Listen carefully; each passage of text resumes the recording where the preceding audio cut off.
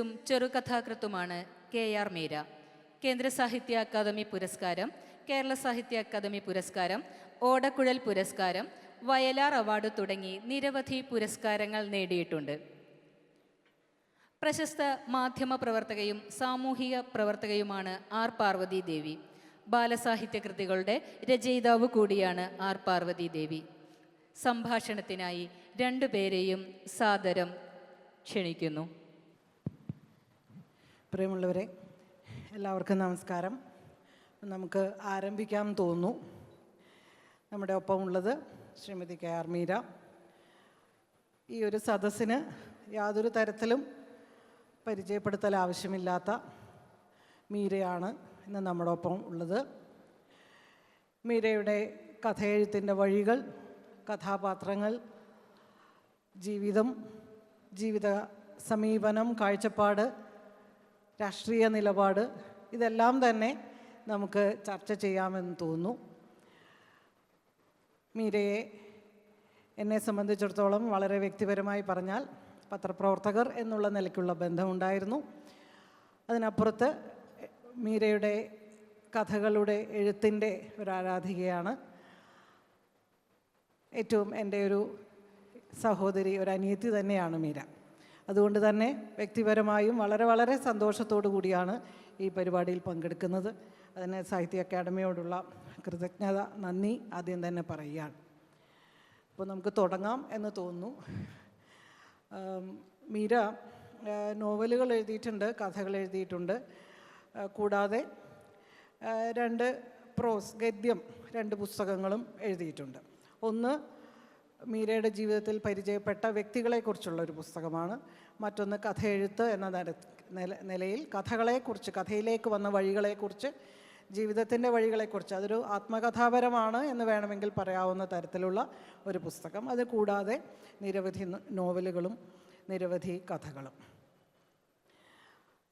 എനിക്ക് ആദ്യം തന്നെ ചോദിക്കാനുള്ളത് മീരയോട്, മീരയുടെ കഥ എന്ന് പറയുന്നത്, മീര തന്നെ പറഞ്ഞിട്ടുണ്ട്, വായനക്കാരുടെ ബുദ്ധിയും ഹൃദയവും അതിലേക്ക് എത്തിച്ചേരുന്നതും കഴിയുമെങ്കിൽ നവീകരിക്കാൻ കൂടി കഴിയുന്നതും ആകണം. അത് പത്ര റിപ്പോർട്ടാണെങ്കിലും സർഗാത്മകമായ എഴുത്താണെങ്കിലും എന്ന് മീരയുടെ ഒരു വാചകമുണ്ട്.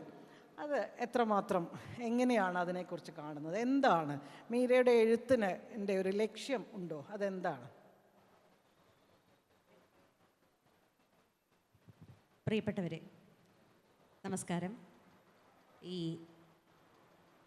സാഹിത്യോത്സവം സംഘടിപ്പിക്കുന്ന സാഹിത്യ അക്കാദമിക്കും അതിൻ്റെ ഭാരവാഹികൾക്കും നന്ദി പറയുന്നു. ഓരോ തവണയും ചിലപ്പോൾ എല്ലാം ഒരേ ചോദ്യങ്ങളാണ്, ഒരേ മുഖങ്ങളാണെങ്കിൽ പോലും വ്യത്യസ്തരായ മുഖങ്ങളെ മുന്നിൽ കാണുന്നത് കൊണ്ട് എല്ലാ സാഹിത്യോത്സവങ്ങൾക്കും അതിൻ്റേതായ പ്രാധാന്യമുണ്ട്.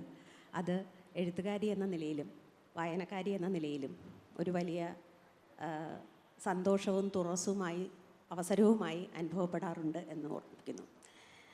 എന്നോടുള്ള ചോദ്യം, പ്രത്യേകിച്ചും ഇതിനായി എന്നോട് ചോദ്യം ചോദിക്കാനായി 2 തവണ ഒരുങ്ങി വന്നതാണ് പാർവതി ചേച്ചി എന്ന R. പാർവതി ദേവി. വളരെ തിരക്കിട്ട ഷെഡ്യൂളിനിടയിലും ഈ ഒരു ചോദ്യത്തിൽ ഇത് പാരായണക്ഷമത എന്നതാണ് ഞാനതിൽ 2ലും തേടുന്നതായുള്ള ഒന്ന്. പത്രപ്രവർത്തകയായ കാലത്ത് എന്തിന് പത്രപ്രവർത്തകയാകണമെന്ന ചോദ്യത്തിന് സത്യത്തിൽ എഴുതാനുള്ള മോഹം സാധിച്ചെടുക്കുക എന്നതായിരുന്നു ആദ്യത്തെ ഉത്തരം. പക്ഷേ പത്രപ്രവർത്തനം പഠിച്ചപ്പോഴാണ് മനസ്സിലായത് ഈ സാഹിത്യവും എഴുത്തുമായി പത്രപ്രവർത്തനത്തിലുള്ള ബന്ധം വളരെ വളരെ ദുർബലമാണ്, അല്ലെങ്കിൽ വളരെ പെരിഫറലാണ് എന്നുള്ളത്.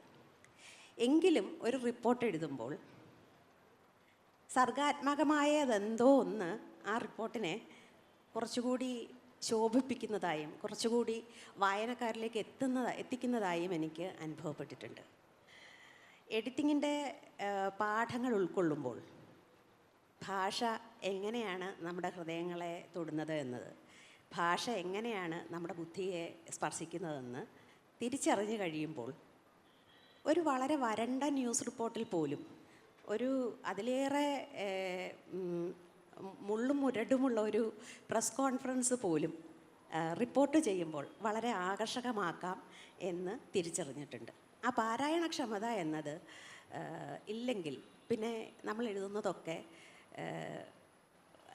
ശൂന്യമായി പോകുമെന്നാണ് എൻ്റെ ഒരു തോന്നൽ. ഇതേ സിദ്ധാന്തം തിരിച്ചിട്ടാൽ കൽപ്പനാ സാഹിത്യത്തിലും പാരായണക്ഷമതയോടൊപ്പം കുറച്ച് വസ്തുതകൾ കലർത്തുമ്പോൾ അതിൻ്റെ വിശ്വാസ്യത വർദ്ധിക്കുന്നതായും തോന്നിയിട്ടുണ്ട്. എനിക്ക് തോന്നുന്നു പലപ്പോഴും നമ്മളെ അത്ഭുതപ്പെടുത്തുന്നതാണ് മീരയുടെ കൃതികൾ. ഉദാഹരണത്തിന് ഇപ്പോൾ ആരാച്ചാർ വലിയൊരു പുസ്തകമാണ്, അത് കഴിഞ്ഞ് ഘാതകൻ വരുമ്പോൾ അങ്ങനെയാണ്. ഇങ്ങനെ ഓരോ പുസ്തകത്തിനും പൂർണ്ണമായും വ്യത്യസ്തമായ സാമൂഹ്യ, രാഷ്ട്രീയ, സാംസ്കാരിക സാഹചര്യങ്ങളെ കൂടി കണക്കിലെടുത്തുകൊണ്ടുള്ള എഴുത്തുകളാണ് വരുന്നത്. എനിക്ക് തോന്നുന്നു ഈ അടുത്ത കാലത്തുള്ള പുതിയ എഴുത്തുകളിലൊക്കെ തന്നെ അത് കുറേ അധികം കാണാൻ കഴിയുന്നുണ്ട്. അതിലൊക്കെ തന്നെ അവരുടെ സാമൂഹ്യമായിട്ടുള്ള അവരുടെ ജീവിത ദർശനം വളരെ കൃത്യമായി കടന്നു വരികയും ചെയ്യുന്നു. എനിക്ക് എപ്പോഴും അത്ഭുതം തോന്നിയിട്ടുള്ളൊരു കാര്യം ആണ് എങ്ങനെയാണ് ഇതിനാവശ്യമായി ഇതിന് വലിയൊരു അധ്വാനം ആവശ്യമാണ്. ഒരു നോവൽ എഴുതി പൂർത്തിയാക്കുക എന്ന് പറയുന്നതിൻ്റെ പിന്നിൽ ഒരു അധ്വാനമുണ്ട്, ഒരു ലേബറുണ്ട്. അതിൻ്റെ പിന്നിൽ ഒരു ഗൃഹപാഠമുണ്ട്. കാരണം ഇപ്പോൾ ആരാച്ചാർ ഒരുപാട് ചർച്ച ചെയ്യപ്പെട്ടതാണ്. മീര കൽക്കട്ടയിൽ പോയി താമസിക്കുകയും അവിടെ ലൈബ്രറിയിൽ താമസിച്ചുകൊണ്ട് അവിടുത്തെ ജീവിതം, ഒരു ആരാച്ചാറിൻ്റെ ജീവിതം, ഇതെല്ലാം പഠിച്ചതാണ് എന്നൊക്കെ നമ്മൾ പലയിടത്തും വായിച്ചിട്ടുണ്ട്. മീര തന്നെ പല അഭിമുഖങ്ങളിലും പറഞ്ഞിട്ടുണ്ട്. അതുപോലെ തന്നെയാണ് മിക്കവാറും എല്ലാ കഥകളായാലും നോവലുകളായാലും ഒക്കെ തന്നെ. അതിനൊക്കെ ഓരോന്നിനും ഓരോ വ്യത്യസ്തമായ, ഇപ്പം നേത്രോന്മീലനം എന്ന ആ ഒരു കൃതി കുറച്ച് പഴയതാണ്. അത് കാഴ്ച പരിമിതരായിട്ടുള്ള ഒന്ന് രണ്ട് വ്യക്തികളെ, ഒരു വ്യക്തി, അതിലെ നായക കഥാപാത്രം തന്നെ കാഴ്ച പരിമിതനാണ്, കാഴ്ച പെട്ടെന്ന് പോകുന്നതാണ്. ഒരു കാൽപ്പനികമായ ഒരു വളരെ വായനക്കാരെ പിടിച്ചിരുത്തുന്നതാണ്. അത് മറ്റൊന്നാണ്. അപ്പം ഇങ്ങനെ ഓരോ കഥയും യഥാർത്ഥത്തിൽ തികച്ചും വ്യത്യസ്തമായ ഒരു ക്യാൻവാസാണ് മീര മുന്നിലേക്ക് വെക്കുന്നത്. ഇതിൻ്റെ പിന്നിലുള്ള അധ്വാനവും ഗൃഹപാഠവും അതിനാവശ്യമായി വരുന്ന മറ്റു തരത്തിലുള്ള അറിവുകളും, അതാണിപ്പോൾ മീര പറഞ്ഞത്, സർഗാത്മകമായിരിക്കുകയും അതിൻ്റെ കൂടെ കുറേ വസ്തുതകളും കാര്യങ്ങളും കൂടി കലർന്നു വരികയും ചെയ്യുന്നു എന്ന് പറയുന്നു. അപ്പോൾ ഇത് എങ്ങനെയാണ് ഇതിൻ്റെ പിന്നിലെ ഈ നമ്മളൊക്കെ വായിക്കുന്ന എഴുത്തിൻ്റെ പിന്നിലെ കഥകൾ അതെന്തൊക്കെയാണ്? എന്തുകൊണ്ട് എന്ന് ചോദിക്കും പാർവതി ചേച്ചി. അപ്പം ഞാൻ പറയാം. അതെ, എന്തുകൊണ്ടാണ് അതിൻ്റെ ആവശ്യം എന്താണ്? അതിൻ്റെ ആവശ്യം ഞാൻ സ്ത്രീ ആയതുകൊണ്ടാണ്, ഞാനൊരു എഴുത്തുകാരി ആയതുകൊണ്ടാണ്. ഇതേ സീറ്റിലിരിക്കുന്നത് PV ഷാജികുമാർ ആണെങ്കിൽ നിങ്ങളാരും ചോദിക്കില്ല എങ്ങനെ ഇത്രയും എർക്കാനെ പറ്റി ഇത്രയും കഥകൾ സമാഹരിച്ചു, എന്ത് അധ്വാനമാണ് ഇതിന് പിന്നിലുണ്ടായിരുന്നത്. അല്ലെങ്കിൽ പുറ്റെഴുതിയ വിനോയ് തോമസ് ആണെങ്കിൽ, ഞാൻ ഇവരെയൊക്കെ ഉദാഹരിക്കുന്നത് അവരൊക്കെ വളരെ പുതിയ തലമുറയിലെ എഴുത്തുകാരായതുകൊണ്ടാണ്.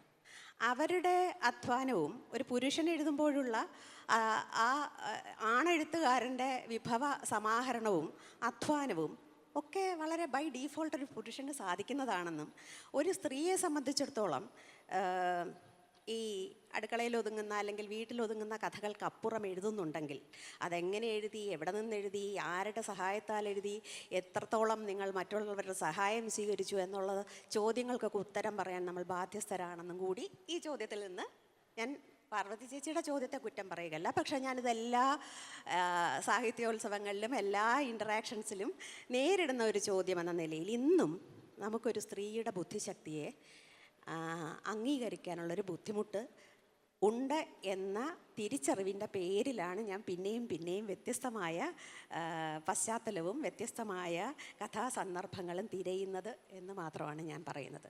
കാരണം ഇത് ഓർമ്മിപ്പിച്ചേ സാധിക്കും. ഒരു സ്ത്രീക്ക് സാധിക്കുന്നതാണ്, സ്ത്രീകൾക്ക് സാധിക്കുന്നതാണ്. അത് സ്ത്രീകൾക്ക് സാധിക്കാത്തത് അവർക്ക് സഞ്ചാര സ്വാതന്ത്ര്യം ഇല്ലാത്തത് കൊണ്ടാണ്, അഭിപ്രായ സ്വാതന്ത്ര്യം ഇല്ലാത്തത് കൊണ്ടാണ്, അവർക്ക് മനസ്സിലുള്ളത് തുറന്ന് പറയാനുള്ള അവസരങ്ങളില്ലാത്തത് കൊണ്ടാണ്.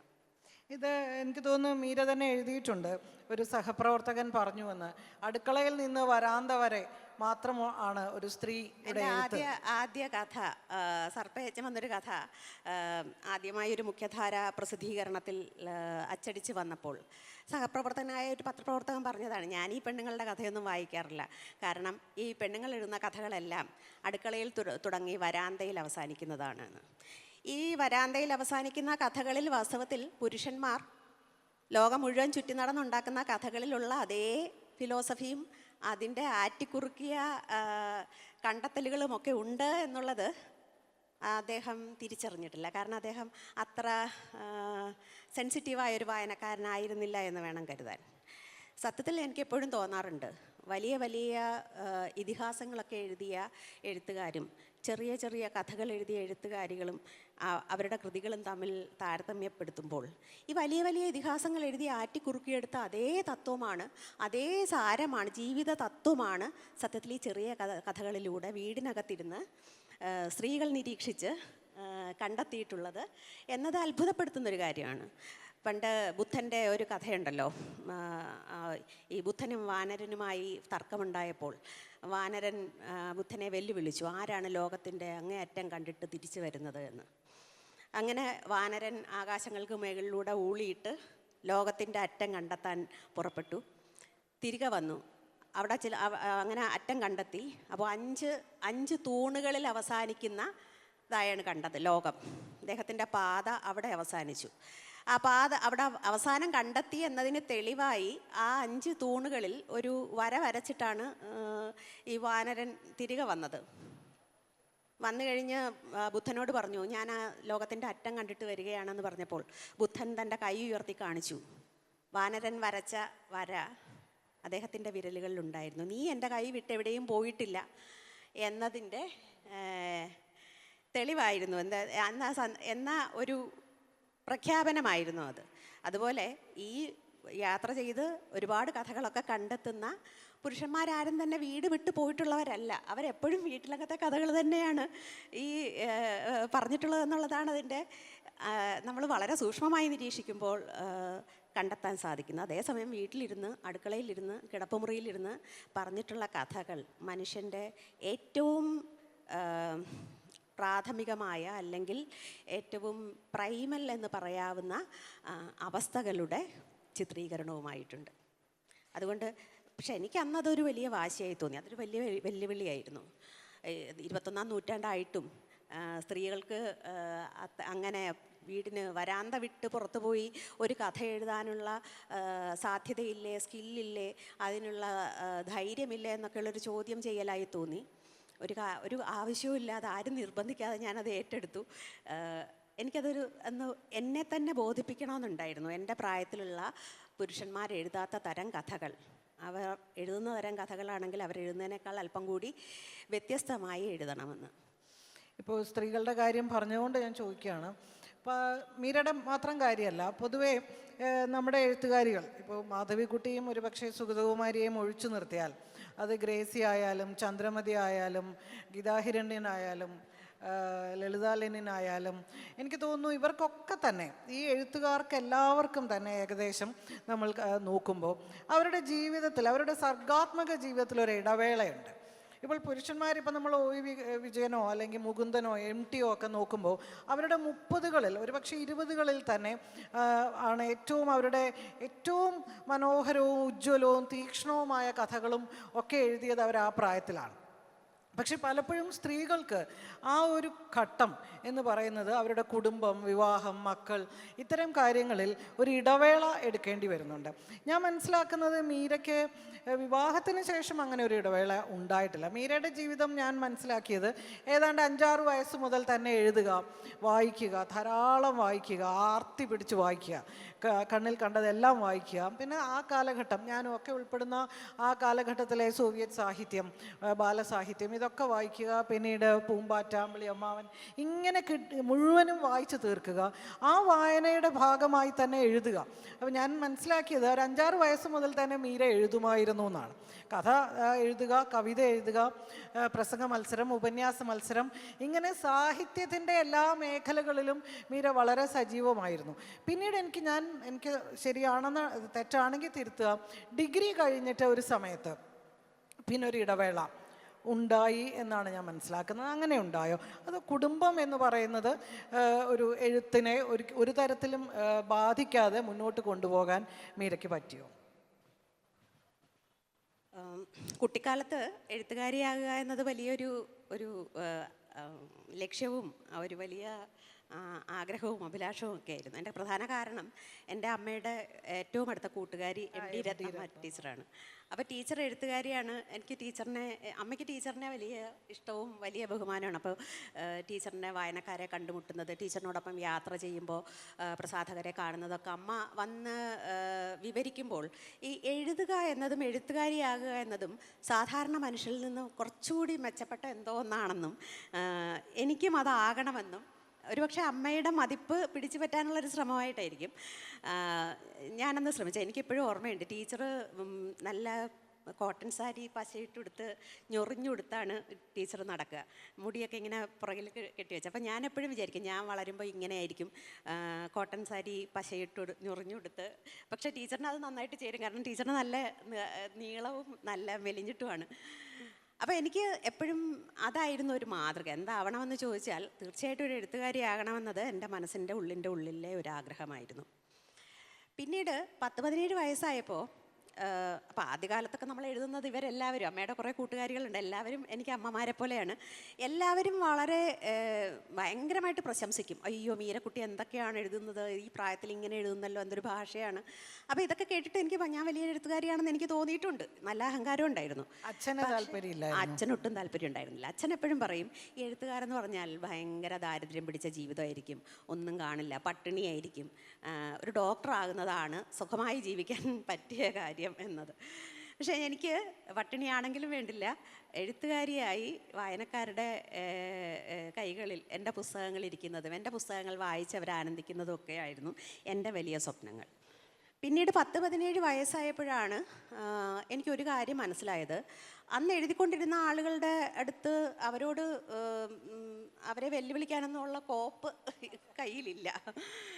കാരണം നമ്മുടെ അനുഭവങ്ങൾ, ഒരു പെൺകുട്ടി എന്ന നിലയിൽ 17കാരിയുടെ അനുഭവങ്ങൾ വെച്ച് നോക്കുമ്പോൾ എം മുകുന്ദനെ പോലെ മയ്യഴിയിൽ പോയിട്ട് ജീവിച്ചിട്ടില്ല, ഹരിദ്വാറിൽ പോയിട്ടില്ല, സച്ചിമാഷിനെ പോലെ അടിയന്തരാവസ്ഥ അനുഭവിച്ചിട്ടില്ല, MT വാസുദേവൻ നായരെ പോലെ 2-ാം ഊഴം മഹാഭാരതം മുഴുവൻ വായിക്കാൻ പറ്റിയിട്ടില്ല. ഇങ്ങനെ ഇല്ലായ്മകളുടെ ഒരു വലിയ നിരയാണ് ഉണ്ടായിരുന്നത്. അപ്പം ഞാൻ വിചാരിച്ചു എൻ്റെ ഈഗോയുടെ ഒരു മുമ്പിൽ ഒരു പരാജയപ്പെട്ട എഴുത്തുകാരിയായിട്ടൊരു അങ്ങനെ അവസാനിച്ചു പോകാൻ എനിക്ക് വലിയ താല്പര്യം ഉണ്ടായിരുന്നില്ല. അപ്പം ഞാൻ വിചാരിച്ചു ഇനി എനിക്ക് എവിടെയാണ് എൻ്റെ കഴിവുകൾ പ്രകടിപ്പിക്കാൻ സാധിക്കുന്നത് എന്ന ഒരു അന്വേഷണത്തിൽ. എന്തായാലും അധ്യാപികയാവില്ല എന്ന് അറിയാമായിരുന്നു. എനിക്ക് ഒരുപാട് സംസാരിക്കാനൊന്നും പറ്റില്ല, പിന്നെ പെട്ടെന്ന് ദേഷ്യം വരും. അപ്പോൾ അതുകൊണ്ട് നല്ല അധ്യാപികയാകാൻ സാധ്യതയില്ല. പിന്നെ ഞാൻ വിചാരിച്ച് നോക്കിയപ്പോൾ ഏറ്റവും നല്ലത് പത്രപ്രവർത്തകയാകുകയാണ്. അതാകുമ്പോൾ എഴുതിക്കൊണ്ടിരിക്കാം, പിന്നെ വലിയ ഒച്ചയൊന്നും എടുക്കണ്ട. ആ സമയത്തൊക്കെ സർഗാത്മക രചന നിർത്തിവെച്ചു. അത് ഡിഗ്രിക്ക് പഠിക്കുമ്പോൾ, 3-ാം വർഷം ഡിഗ്രിക്ക് പഠിക്കുമ്പോൾ അത് കോളേജ് മാഗസിനിൽ വേണ്ടിയിട്ടൊരു പേരറിയാത്ത കിളികൾ എന്ന് പറഞ്ഞൊരു കഥ എഴുതി. അത് കഴിഞ്ഞ് പിന്നെ ഗാന്ധിഗ്രാം റൂറൽ ഇൻസ്റ്റിറ്റ്യൂട്ട്, ഡീംഡ് യൂണിവേഴ്സിറ്റിയിലാണ് MA കമ്മ്യൂണിക്കേറ്റീവ് ഇംഗ്ലീഷിന് ചേരുന്നത്. അവിടെ ചേരുമ്പോഴാണ് കൂടുതലും ബാക്കി ഭാഷകളിലുള്ള സാഹിത്യത്തെപ്പറ്റി ബോധ്യം വരുന്നതും ധാരാളം വായിക്കുന്നതും. ആ വായന എന്നെ കൂടുതൽ ആത്മവിശ്വാസമില്ലാത്തവളാക്കി മാറ്റുകയാണ് ചെയ്തത് എന്നുള്ളതാണ് സത്യം. നമ്മൾക്ക് വായിക്കും തോറും എഴുതാൻ പ്രേരിതയാകേണ്ടതിന് പകരം വായിക്കും തോറും എഴുതണ്ട എന്ന് തീരുമാനിക്കാനാണ് ആ പുസ്തകങ്ങളെല്ലാം പ്രേരിപ്പിച്ചത്. പക്ഷേ അതെൻ്റെ ജീവിതത്തിലെ ഒരു നല്ല കാലമായിരുന്നു. എനിക്ക് തോന്നുന്നു ഗാന്ധിഗ്രാമിലെ ഒരു അധ്യയനം, അവിടുത്തെ ഒരു ശിക്ഷണം എനിക്ക് തുറന്നു തന്നെ, എനിക്ക് നൽകിയത് വളരെ തുറന്ന്, അല്ലെങ്കിൽ ലോകത്തെ പല രീതിയിൽ കാണാനുള്ള ഒരു എമ്പതിയോടെ കാണാനുള്ളൊരു ശേഷിയാണ്. അതിന് ഞാൻ ആ കലാലയത്തോട് എന്നും കടപ്പെട്ടിരിക്കുന്നു, എൻ്റെ അധ്യാപകരോട് എന്നും കടപ്പെട്ടിരിക്കുന്നു. പക്ഷേ അന്ന് ഞാൻ എന്തെങ്കിലും ഒരു ക്രിയേറ്റീവ് റൈറ്റർ ആകുമെന്ന് വിശ്വസിച്ചിരുന്ന അധ്യാപകരുണ്ടായിരുന്നു എന്ന് പിന്നീട് തിരിച്ചറിയുമ്പോഴാണ് അതിൻ്റെ അത്ഭുതം.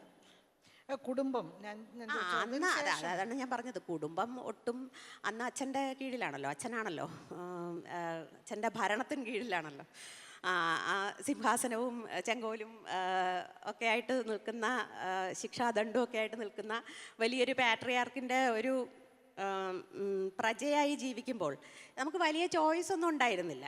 ശരിക്കും അന്ന് എഴുതാനും ബുദ്ധിമുട്ടുണ്ടായിരുന്നു. ഞാൻ ഒരുപക്ഷെ എഴുത്ത് നിർത്തിയതും അതിൻ്റെ കാരണത്താലാണ്. ഒരിക്കലും എഴുതിയ ഒരു കഥ തിരിച്ചു വന്നത് അച്ഛൻ്റെ കയ്യിലാണ് കിട്ടിയത്. അതിനെ ചൊല്ലി അത് വീട്ടിൽ വലിയ പ്രശ്നങ്ങളൊക്കെ ഉണ്ടായി. അപ്പോൾ ഞാൻ അന്ന് തീരുമാനിച്ചു, എനിക്ക് സ്വന്തമായിട്ട് തിരിച്ചു വരാൻ ആരും പൊട്ടിക്കാതെ എൻ്റെ കത്ത് എനിക്ക് തന്നെ വായിക്കാൻ ഒരു വീടുണ്ടാകുന്ന കാലത്തെ, ഒരു മേൽവിലാസം ഉണ്ടാകുന്ന കാലത്തെ ഞാനിനി എഴുതുന്നുള്ളൂ എന്ന്. തീർച്ചയായിട്ടും ഞാൻ വളരെ റിബലായ ഈ പേട്രിയാർക്കിയോടെ എല്ലാവിധ യുദ്ധവും ചെയ്ത് അതിനെ എങ്ങനെയും തകർക്കാൻ പ്ലാനിട്ടിരുന്ന ഒരു... അതെ, അതെവിടെയോ മീര പറയുന്നുണ്ട്. ഇങ്ങനെ ഈ പറയുന്നത് പോലെ പേട്രിയാർക്കിയുടെയും ഒരു മധ്യവർഗ കുടുംബത്തിൻ്റെതായ എല്ലാ അടിച്ചമർത്തലുകളും അമ്മ എനിക്ക് തോന്നുന്നു വളരെ സപ്പോർട്ടീവായിരുന്നു. ഈ എല്ലാ അടിച്ചമർത്തലുകളും അല്ലെങ്കിൽ അത്തരം പ്രത്യേകതകൾക്കൊക്കെ ശേഷം ഏതോ ഒരു ഘട്ടത്തിൽ മീര പറയുന്നുണ്ട്, വളരെ രസകരമായൊരു വാചകമായിട്ട് എനിക്ക് തോന്നി, ഞാനൊരു നിഷേധിയാവാൻ തീരുമാനിച്ചു, ഇനി ഒന്നും പേടിക്കാനില്ല എന്നാണ്. ആ നിഷേധിയാവാൻ തീരുമാനിച്ചു, ഇനിയിപ്പോൾ എനിക്ക് എന്തും ആവാം, അങ്ങനെ ഒരു തീരുമാനം. ജീവിതത്തിൽ ഞാൻ പഠിച്ച വലിയൊരു പാഠം, അത് വളരെ നേരത്തെ പഠിപ്പിച്ചു എന്നുള്ളതാണ് എനിക്ക് അച്ഛനോടുള്ള വലിയ നന്ദി. കാരണം നമ്മൾ മറ്റുള്ളവരെ പ്ലീസ് ചെയ്യാൻ ശ്രമിക്കും തോറും, അവരെ സന്തോഷിപ്പിക്കാൻ ശ്രമിക്കും തോറും നമ്മൾ എങ്ങും എത്താതെ പോകുന്നു എന്നുള്ളതായിരുന്നു ആദ്യത്തെ തിരിച്ചറിവ്. ജീവിതം സംബന്ധിച്ച ആദ്യത്തെ പാഠം അതായിരുന്നു. പക്ഷേ ഞാൻ എന്നൊരു റിബലാകാൻ തീരുമാനിച്ചോ അന്ന് എനിക്ക് വലിയൊരു ഭാരം ഒഴിഞ്ഞു കിട്ടി. അതായത് ആരെയും സന്തോഷിപ്പിക്കേണ്ടതില്ല, ആരെയും പ്രീണിപ്പിക്കേണ്ടതില്ല, ആരെയും വഞ്ചിക്കേണ്ടതില്ല, ആരോടും ഇല്ലാത്ത സ്നേഹമോ ഇല്ലാത്ത വിനയമോ നടിക്കേണ്ടതില്ല എന്ന്. ആ ഒരു പ്രിറ്റൻഷൻ ഇല്ലാത്ത, അല്ലെങ്കിൽ മറ്റൊരാളായി നടിക്കേണ്ടതില്ലാത്ത ഒരു ജീവിതത്തെക്കാൾ ലിബറേറ്റിംഗ് ആയിട്ട് വേറൊന്നുമില്ല എന്ന് അന്ന് മനസ്സിലായി എനിക്ക്. ഞാനിപ്പോൾ എൻ്റെ മുമ്പിലുള്ള കുട്ടികളോട് പറയാൻ ആഗ്രഹിക്കുന്ന ഒരു കാര്യം അതാണ്. പലപ്പോഴും പലരും പറയുമല്ലോ, ഇപ്പം നമ്മുടെ ടി വിയിലും നമ്മുടെ പത്രമാധ്യമങ്ങളിലും ഒക്കെ പലപ്പോഴും പറയില്ലേ, എന്താണ്, ഓമനിച്ച് വളർത്തിയ അച്ഛനമ്മമാരെ ഇട്ടിട്ട് പെൺകുട്ടികൾ ഓടിപ്പോയി, എന്താണ്, അവരെ പറ്റി ആലോചിച്ചില്ല. ഇത് ഓമനിച്ചൊന്നും അല്ലായിരിക്കും വളർത്തിയത്, ഇത് ഭയങ്കര കഠിനമായ, എന്താണ്, ഏകാധിപത്യത്തിന് കീഴിൽ വളരുന്നവർ ആദ്യം കിട്ടുന്ന വെയിലിൻ്റെയും ആദ്യം കിട്ടുന്ന ചെറിയ കാറ്റിൻ്റെയും കുളിരിൻ്റെയും അടുത്തേക്ക് ഓടിപ്പോകുന്നതായിരിക്കും. അതവർ ഒരു സസ്യം എങ്ങനെയാണോ വെയിലിന് നേരെ ചായുന്നത് അതുപോലെ ആദ്യത്തെ സ്നേഹ പ്രകടനത്തിന് നേരെ അവർ ചാഞ്ഞു പോകുന്നതായിരിക്കും. നമ്മൾ ആ കഥ കൂടി നമ്മൾ അന്വേഷിക്കേണ്ടതുണ്ട്. എങ്ങനെയാണ് ഒരു പെൺകുട്ടി സ്വന്തം ജീവിതത്തിലെ ഒരുപാട് സൗഭാഗ്യങ്ങളും ഒരുപാട് കൺവീനിയൻസും ഒക്കെ ഉപേക്ഷിച്ച് ഒരു ദിവസം അത് വിട്ടു പോകാൻ തീരുമാനിക്കുന്നത് എന്ന്. കാരണം ഈ പാട്രിയാർക്കി എന്ന് പറയുന്നത്, അടിച്ചമർത്തൽ എന്ന് പറയുന്നത് സംരക്ഷണത്തിൻ്റെ പേരിലാണെങ്കിലും വേലികെട്ടൽ എന്ന് പറയുന്നത് അനുഭവിക്കുന്ന ആളിനെ മനസ്സിലാവും അത് എത്രത്തോളം മുരടിപ്പിക്കുന്നതാണെന്ന്. എനിക്ക് തോന്നുന്നു പല സ്ത്രീകൾക്കും വിവാഹം എന്നുള്ളത്, ഇപ്പം മീര തന്നെ പലരെക്കുറിച്ചും പറയുന്നുണ്ട്, മറ്റേ കെട്ടിടത്തിലമ്മ, അതുപോലെ പലരും, അവരൊക്കെ തന്നെ വിവാഹത്തിന് ശേഷം അവരുടെ രചനകളിലും അല്ലെങ്കിൽ അവരുടെ സർഗാത്മക ജീവിതം മതിയാക്കിയവരെക്കുറിച്ച് ധാരാളം പറയുന്നുണ്ട്. പക്ഷെ എനിക്ക് തോന്നുന്നു മീരയ്ക്ക് വിവാഹം ഒരിക്കലും ഒരു കൂട്ടിലിടലായിരുന്നില്ല എന്ന് തോന്നുന്നു, അല്ലേ? അത് ഞാൻ കൂടുതൽ പൊളിച്ചിട്ടല്ലേ. കൂട്ടിൽ കിടക്കാൻ തയ്യാറായിരുന്നെങ്കിൽ നന്നായിട്ട് കൂട്ടിലിടാനൊക്കെ എല്ലാവരും തയ്യാറായിരുന്നു. നമ്മൾ അത് വേണ്ടാന്ന് വെച്ചിട്ടാണ്. ഈ കൂട് ഒന്നുകിൽ കൂട് തുറന്നിടുക, അല്ലെങ്കിൽ പൊട്ടിക്കുക എന്നുള്ള ഒരു നിലപാടില്ലാതെ ആർക്കും സ്വാതന്ത്ര്യവും സന്തോഷവും സമത്വവും ആദരവും ഒന്നും വെച്ച് നീട്ടുന്ന ഒരു സമൂഹമല്ല നമ്മുടേത്. അതിൽ ആൺ പെൺ ട്രാൻസ്ജെൻഡർ വ്യക്തി എന്നുള്ള വ്യത്യാസമേ ഇല്ല. എല്ലാവരും അങ്ങോട്ടും ഇങ്ങോട്ടും ഒരു വിധത്തിൽ അല്ലെങ്കിൽ മറ്റൊരു വിധത്തിൽ അധികാരം പ്രയോഗിക്കാൻ ആഗ്രഹിക്കുന്നവരാണ്. അതല്ലാത്തൊരു സമൂഹം, അതല്ലാത്തൊരു ജീവിതം നമ്മൾ പഠിച്ചിട്ടില്ല എന്നാണ് എനിക്ക് തോന്നുന്നത്. ശരി, എനിക്ക് തോന്നുന്നു മീരയുടെ കഥകളിലും ഒക്കെ തന്നെ ഇപ്പം സൂര്യനെ അണിഞ്ഞ സ്ത്രീ. അത്തരം കഥകളിലൊക്കെ തന്നെ ഈ പറയുന്ന കുടുംബത്തിൻ്റെയും സമൂഹത്തിൻ്റെയും ഒക്കെ തന്നെ ഇത്തരത്തിലുള്ള ആധിപത്യത്തിനെ പൊട്ടിച്ച് മാറുന്ന വളരെ സവിശേഷമായ വ്യക്തിത്വങ്ങളുള്ള ഒരുപാട് സ്ത്രീ കഥാപാത്രങ്ങൾ അതിലേക്ക് കടന്നു കഥയിലെങ്കിലും വേണ്ടേ പാർവതി ചേച്ചി ആഹ്ലാദവും സ്വാതന്ത്ര്യവും. ശരിക്കും എനിക്ക് എപ്പോഴും തോന്നിയിട്ടുണ്ട് നമ്മുടെ വീട്ടിൽ, നമ്മുടെ ബന്ധങ്ങളിൽ, നമ്മുടെ കുട്ടികളിൽ അവരുടെ സംരക്ഷണമാണ് നമ്മളെപ്പോഴും ലക്ഷ്യമാക്കുന്നത്. പകരം അവരുടെ സ്വാതന്ത്ര്യം ലക്ഷ്യമാക്കിയിരുന്നെങ്കിൽ, അവരുടെ സന്തോഷം ലക്ഷ്യമാക്കിയിരുന്നെങ്കിൽ, അവരുടെ ആത്മാവിൻ്റെ സ്വാതന്ത്ര്യം, ആത്മാവിൻ്റെ ആനന്ദം ലക്ഷ്യമാക്കിയിരുന്നെങ്കിൽ എത്ര വ്യത്യസ്തമായിരുന്നേനെ ഒരു മലയാളി കുടുംബം എന്ന് എപ്പോഴും ഞാൻ ആലോചിക്കാറുണ്ട്. എനിക്ക് തോന്നുന്നു ഈ സത്യപ്രിയ, നമ്മുടെ ഘാതകനിലെ സത്യപ്രിയ എന്ന് പറയുന്നത് യഥാർത്ഥത്തിൽ ഒരുപാട് പഠിക്കേണ്ട, ഒരുപാട് പഠിക്കപ്പെടേണ്ട ഒരു കഥാപാത്രമാണെന്ന് തോന്നുന്നു. എനിക്ക് തോന്നുന്നു നമ്മുടെ മലയാള സാഹിത്യത്തിൽ തന്നെ ഇതുപോലെ ഒരു കഥാപാത്രം വളരെ സങ്കീർണമാണ്. ഇപ്പോൾ എല്ലാ സമയത്തും വിപ്ലവകരമായ തീരുമാനമെടുക്കുന്ന ഒരാളല്ല. വളരെ മനുഷ്യൻ്റേതായ എല്ലാ തരത്തിലുള്ള ദൗർബല്യങ്ങളും ഒക്കെ ഉണ്ട്. അതൊക്കെ ഇരിക്കുമ്പോൾ തന്നെ അല്ലേ, എനിക്ക് തോന്നുന്നു അവിടെ അതിലെ വസന്തലക്ഷ്മി എന്ന അമ്മയും സത്യപ്രിയ എന്ന് പറയുന്ന ആ നായികയും അവർ രണ്ടുപേരും എനിക്ക് തോന്നുന്നു ആ ഘാതകൻ എന്നാണ് ആ കഥയുടെ പേരെങ്കിലും അവരിലൂടെയാണ് ഇത് മുഴുവൻ മുന്നോട്ട് പോകുന്നത്. ആ ഒരു കഥാപാത്രങ്ങൾ കുറിച്ച് ഒന്ന് എങ്ങനെയാണ് മീര അവരെ കാണുന്നത്, അല്ലെങ്കിൽ എങ്ങനെയാണ് ആ കഥാപാത്രങ്ങളിലേക്ക് മീര എങ്ങനെ എത്തിയെന്ന്? അത് ഞാൻ ശ്രദ്ധിച്ചിട്ടുള്ളൊരു കാര്യമാണ്. ഈ 1970 ഞാൻ ജനിക്കുന്നത്. അപ്പോൾ എൻ്റെ ഒരു ജനറേഷനിൽ പെട്ട സ്ത്രീകളുടെ ജീവിതം അത് മലയാള സാഹിത്യത്തിൽ അധികം കണ്ടിട്ടില്ല.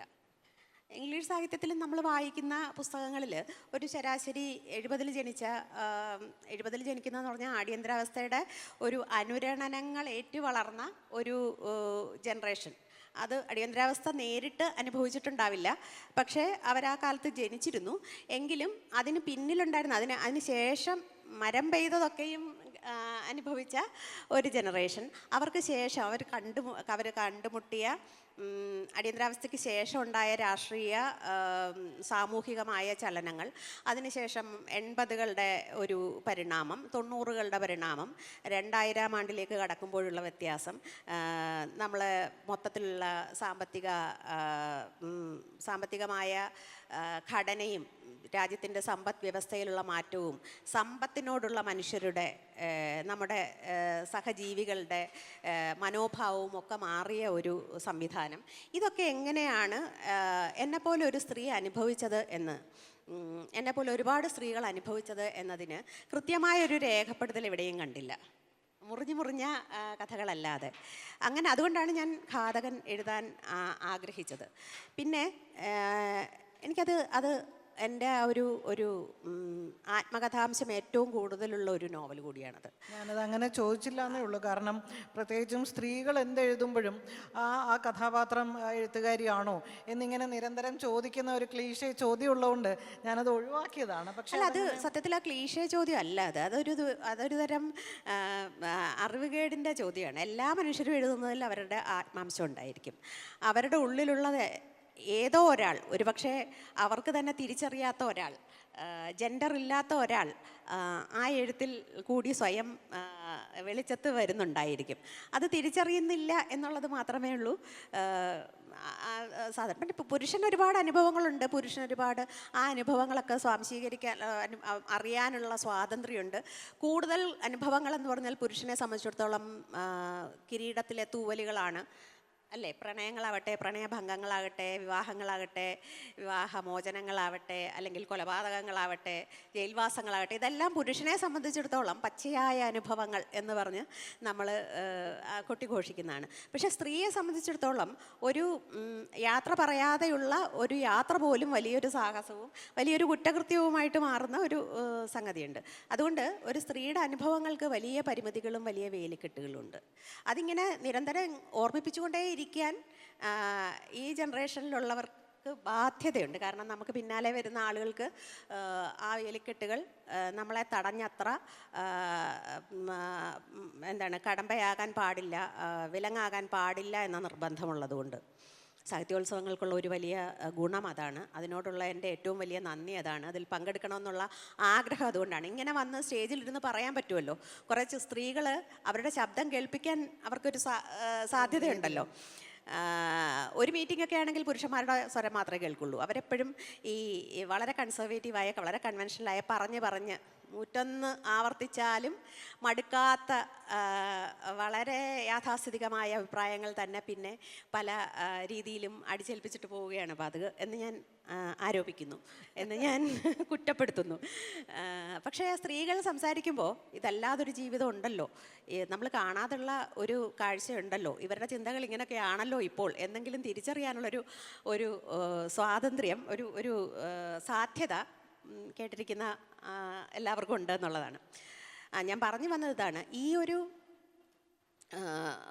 ഈ ഒരു ജനറേഷൻ എങ്ങനെയാണ് പ്രീണനവും മറികടക്കലും പ്രതിഷേധവും ചതിയും ഒക്കെ ശീലിച്ചത് എന്നത് ഒന്ന് രേഖപ്പെടുത്തിയിട്ടേക്കാമെന്ന് കരുതി. എന്നെങ്കിലും ഒരിക്കൽ ഞങ്ങളുടെ തലമുറ മാഞ്ഞു പോയി കഴിഞ്ഞ് ഒരുപാട് കാലത്തിന് ശേഷം ഈ മലയാളി എന്ന സ്പീഷീസ് എങ്ങനെയാണ് ഇക്കാലത്ത് ജീവിച്ചത് എന്ന് ആരെങ്കിലും പഠിക്കാൻ ഒരുമ്പെട്ടാൽ, ഇങ്ങനെയൊരു സ്ത്രീയെ പറ്റി ഒരു കഥയുണ്ടായിരുന്നു എന്ന് ആരെങ്കിലും കണ്ടെടുത്താൽ അത് അവർക്ക് ഗുണകരമാകും, അവരെ അത് രസിപ്പിക്കും. അത്രയും ഞാൻ ഉദ്ദേശിച്ചുള്ളൂ.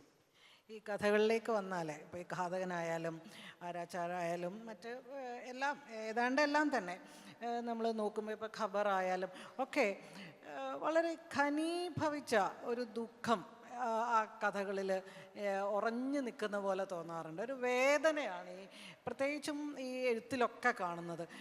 കഥാപാത്രങ്ങളും ഈ നേത്രോന്മീലനായാലും ഏത് കഥയായാലും, മോഹമഞ്ഞ ആയാലും കരിനീലയായാലും, ഇതിലൊക്കെ തന്നെ നമുക്ക് കടുത്ത വേദനയുടെ, അപ്പം കഥയെക്കുറിച്ചുള്ള എഴുത്തുകളിലും മീര പറയാറുണ്ട്, നരകതുല്യമായ യാതന അനുഭവിക്കുക എന്നുള്ളത് ഒരു സർഗാത്മക എഴുത്തുകാരനായാലും എഴുത്തുകാരിക്കായാലും അത് ആവശ്യമാണ്, സന്തോഷത്തിൽ നിന്നല്ല, ഘനീഭവിച്ച ദുഃഖം ആണ് എന്ന തരത്തിൽ പറയാറുണ്ട്.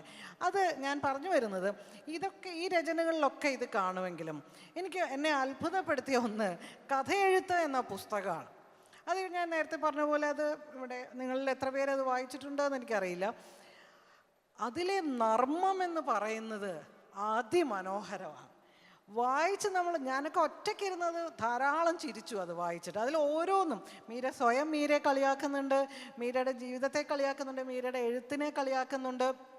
അതിലെ ഓരോന്നും നിരവധി ലേഖനങ്ങൾ പോലെയാണത്, അല്ലെങ്കിൽ പല അധ്യായങ്ങളായിട്ടാണ്. അതിൽ ഓരോന്നും നമ്മൾ വായിക്കുമ്പോൾ മനോഹരമായ നർമ്മം. തീർച്ചയായിട്ടും മറ്റിതിലൊക്കെ ഈ പറഞ്ഞ ദുഃഖവും വേദനയും ഉള്ളപ്പോഴും കറുത്ത ഹാസ്യം കടന്നു വരാറുണ്ട്.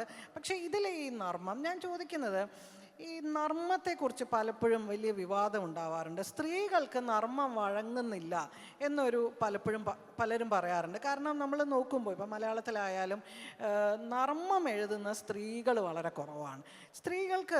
സ്ത്രീകളെ ഈ ഇന്നത്തെ സാമൂഹ്യ ഒരു അന്തരീക്ഷത്തിൽ നർമ്മം അങ്ങനെ പറ്റാതിരിക്കുന്നതാണോ സ്ത്രീകൾക്ക്? അതെ, നമ്മളെക്കാൾ താഴ്ന്ന ആളുകൾ ചിരിക്കുന്നത് ഇഷ്ടമല്ലാത്തൊരു ലോകമാണ് നമ്മുടേത്. അതുകൊണ്ട് സ്ത്രീയുടെ നർമ്മവും സ്ത്രീയുടെ കുസൃതിയും സ്ത്രീയുടെ തമാശകളും ഒന്നും ഇതൊക്കെ അക്ഷരത്തിൻ്റെ ഉടമസ്ഥർ കേട്ടിട്ടില്ല ശരിക്കും. അവരെന്നും വേറൊരു കെട്ടിൽ തന്നെ ആയിരുന്നല്ലോ, പടിഞ്ഞാറേക്കെട്ടും അടുക്കളക്കെട്ടും ഒക്കെ ആയിട്ടുള്ള സ്ഥലങ്ങളിലല്ലേ എല്ലാ കാലത്തും നർമ്മങ്ങളുണ്ടായിരുന്നു. എന്താണ് വ്യത്യാസം? ഇപ്പോൾ ഈ പുസ്തകത്തിൽ തന്നെ പാർവതി ചേച്ചിയുടെ സ്ത്രീ ചിന്തയും കാഴ്ചയും എന്നുള്ളതിൽ തന്നെ സ്ത്രീയുടെയും പുരുഷൻ്റെയും ബുദ്ധിശക്തിയെ പറ്റി ഒരു ലേഖനമുണ്ട്. എന്ത് വ്യത്യാസമാണ് ഈ സ്പീഷീസിലെ ഒരാണും പെണ്ണും തമ്മിൽ ബേസിക് ഹ്യൂമൻ ഇമോഷൻസിൻ്റെ കാര്യത്തിൽ, ഇൻ്റലിജൻസിൻ്റെ കാര്യത്തിൽ, ഇമോഷണൽ ഇൻ്റലിജൻസിൻ്റെ കാര്യത്തിൽ എന്ത് വ്യത്യാസമാണുള്ളത്? ചില ഹോർമോണുകളുടെ കാര്യത്തിലല്ലാതെ, ഈ ക്രോമസോമിൻ്റെ കാര്യത്തിലല്ലാതെ XYക്ക് XX എന്ത് മേന്മയാണ് അവകാശപ്പെടാനുള്ളത്? ഒരുപക്ഷെ ഏറ്റവും കൂടുതൽ ഈ പരിണാമത്തിൻ്റെ അല്ലെങ്കിൽ സർവൈവൽ ശേഷിയുടെ, അതിജീവന ശേഷിയുടെ ഒരു അളവുകോൽ വെച്ച് നോക്കിയാൽ അത് XY ക്രോമസോമിനുള്ളതിനേക്കാൾ XX ക്രോമസോമിനായിരിക്കും കൂടുതൽ. അതെ അതെ അതെ. അതുകൊണ്ട് ഇതിന് യാതൊരു അടിസ്ഥാനവുമില്ലാത്ത ചില മുൻവിധികളും ചില തെറ്റിദ്ധാരണകളുമാണ് സ്ത്രീകൾക്ക് ഫലിതമില്ലെന്നുള്ളതും. ഞാൻ കണ്ടിട്ടുള്ളതിൽ ഏറ്റവും തമാശക്കാരിയായിട്ടുള്ള ആൾ എൻ്റെ അനിയത്തിയാണ്. അവളുടെ അത്ര ഹ്യൂമർ സെൻസ് ഉള്ള ആരെയും ഞാൻ കണ്ടിട്ടില്ല. പിന്നെ എനിക്കത് അതിനോടൊപ്പം നിൽക്കുന്നതായിട്ട് എനിക്ക് തോന്നിയിട്ടുള്ളത് എഴുത്തുകാരി കമലാ സുരയ്യയാണ്. അത് പലപ്പോഴും പ്രാക്ടിക്കൽ ജോക്സ് ആയിട്ടാണ് തോന്നിയിട്ടുള്ളത്, മറ്റുള്ളവരെ വെച്ച് തമാശ ഉണ്ടാക്കാനുള്ള. പക്ഷെ ശുദ്ധനർമ്മം സ്ത്രീകൾക്ക് വഴങ്ങുകയില്ല എന്നുള്ളത് വളരെ തെറ്റിദ്ധാരണയാണ്. അത് ഈ ഈ വെടിവട്ടങ്ങളുടെ ഉടമസ്ഥാവകാശം ഉണ്ടായിരുന്ന, ഉമ്മറത്തിൻ്റെ ഉടമസ്ഥാവകാശം ഉണ്ടായിരുന്ന പഴയ പ്രമാണിമാർ സ്ത്രീകളുടെ അവരെക്കുറിച്ച് ഉണ്ടാക്കിയിരുന്ന കഥകളൊന്നും കേട്ടിരുന്നെങ്കിൽ അന്ന് തന്നെ അവരൊക്കെ തകർന്ന് തരിപ്പണമായേനെ.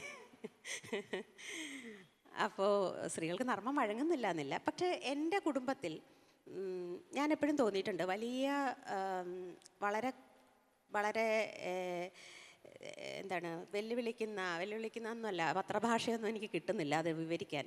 വളരെ വേദനാജനകമായ ഡൊമസ്റ്റിക് വയലൻസിൻ്റെ ധാരാളം അനുഭവങ്ങളിലൂടെ ഞങ്ങൾ കടന്നു പോയിട്ടുണ്ട്. അതൊക്കെ കടന്നു പോകുമ്പോൾ അതിനെ മറികടക്കാൻ ഞങ്ങൾ കണ്ടെത്തിയിരുന്നത് തമാശകളാണ്. അപ്പോൾ അത് ആ വലിയ കരച്ചിലിനിടയിലും അല്ലെങ്കിൽ ആ വലിയ സങ്കടങ്ങൾക്കിടയിലും നമ്മളൊരു തമാശ പറഞ്ഞ് അതുവരെയുള്ളതിനെ എല്ലാം മറക്കാൻ ശേഷി കണ്ടെത്തി എന്നുള്ളതാണ് സത്യത്തിൽ നർമ്മത്തിൻ്റെ ആവശ്യകത എന്നെ ബോധ്യപ്പെടുത്തിയത്. അതുകൊണ്ട് ഈ നർമ്മം എനിക്ക് എപ്പോഴും വേണം. എൻ്റെ ഉള്ളിലുള്ള ഈ ചൈൽഡ്ഹുഡ് ട്രോമ, അല്ലെങ്കിൽ എല്ലാ കാലത്തും ട്രോമ ഉണ്ടായിരുന്നു, എല്ലാത്തരം ട്രോമകളെയും മറികടക്കാനുള്ള ഒരു മറച്ചു വയ്ക്കാനുള്ള, മായ്ച്ചു കളയാനുള്ള, അതവിടെ ഇല്ല എന്ന് നടിക്കാനുള്ള ഒരു മാർഗം ഒരുപക്ഷെ നർമ്മം മാത്രമാണ്. എനിക്ക് തോന്നുന്നു അതായിരിക്കാം, അതാണ് ഈ കഥ എഴുത്ത് എന്നുള്ള പുസ്തകത്തിൽ ഈ പറയുന്ന, അതാണ് ഞാൻ സൂചിപ്പിച്ചത്, വളരെ മനോഹരമായ നർമ്മം അതിൻ്റെ ഓരോ വരികളിലും ഇങ്ങനെ കാണാം. അത് സത്യത്തിൽ ഞാൻ എൻ്റെ അടുത്ത് എങ്ങനെയാണ് എഴുതി തുടങ്ങിയതെന്ന് ചോദിക്കുന്ന ഒരുപാട് കുട്ടികൾക്ക് ഉള്ള ഉത്തരമായിട്ട് എഴുതിയതാണ്.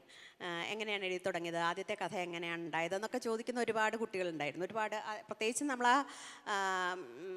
ആ ഒരു കാലത്ത്, അതായത് ആരാച്ചാറിനൊക്കെ ശേഷം ഒരുപാട് ചെറുപ്പക്കാരും വിദ്യാർത്ഥികളും ഈ ഒരു ചോദ്യം ചോദിക്കുമ്പോൾ അവർക്കുള്ള മറുപടിയായി എങ്ങനെ എൻ്റെ കഥയുണ്ടായി, അതിലൊരു കഥയുണ്ടല്ലോ, ആദ്യ പുസ്തകം ഉണ്ടായതിലൊരു കഥയുണ്ടല്ലോ.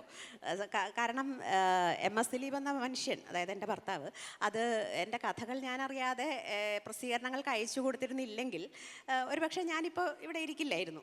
ഞാൻ എൻ്റെ വളരെ സ്വസ്ഥമായിട്ട് എനിക്കിഷ്ടപ്പെട്ട ഒരു ജോലിയും ചെയ്ത് കൃത്യമായിട്ട് കൃത്യ ദിവസം കിട്ടുന്ന ശമ്പളവും ഒക്കെ ആയിട്ട് സുഖമായിട്ട് ജീവിച്ചേനെ. പക്ഷേ ആ സ്വസ്ഥത ഇല്ലാതായി.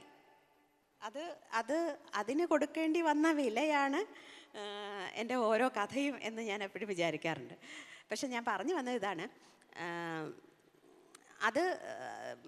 ഇതെഴുതുമ്പോൾ ഈ കുട്ടികളെ വെറുതെ നമ്മുടെ ജീവിതത്തിലെ ഏറ്റവും ട്രോമാറ്റിക് ആയിട്ടുള്ള അനുഭവങ്ങൾ പങ്കുവെച്ച് മുഷിപ്പിക്കുന്നതിന് പകരം അത് ഏറ്റവും ലളിതമായും ഏറ്റവും സരസമായും എഴുതാനുള്ളൊരു ശ്രമമായിരുന്നു.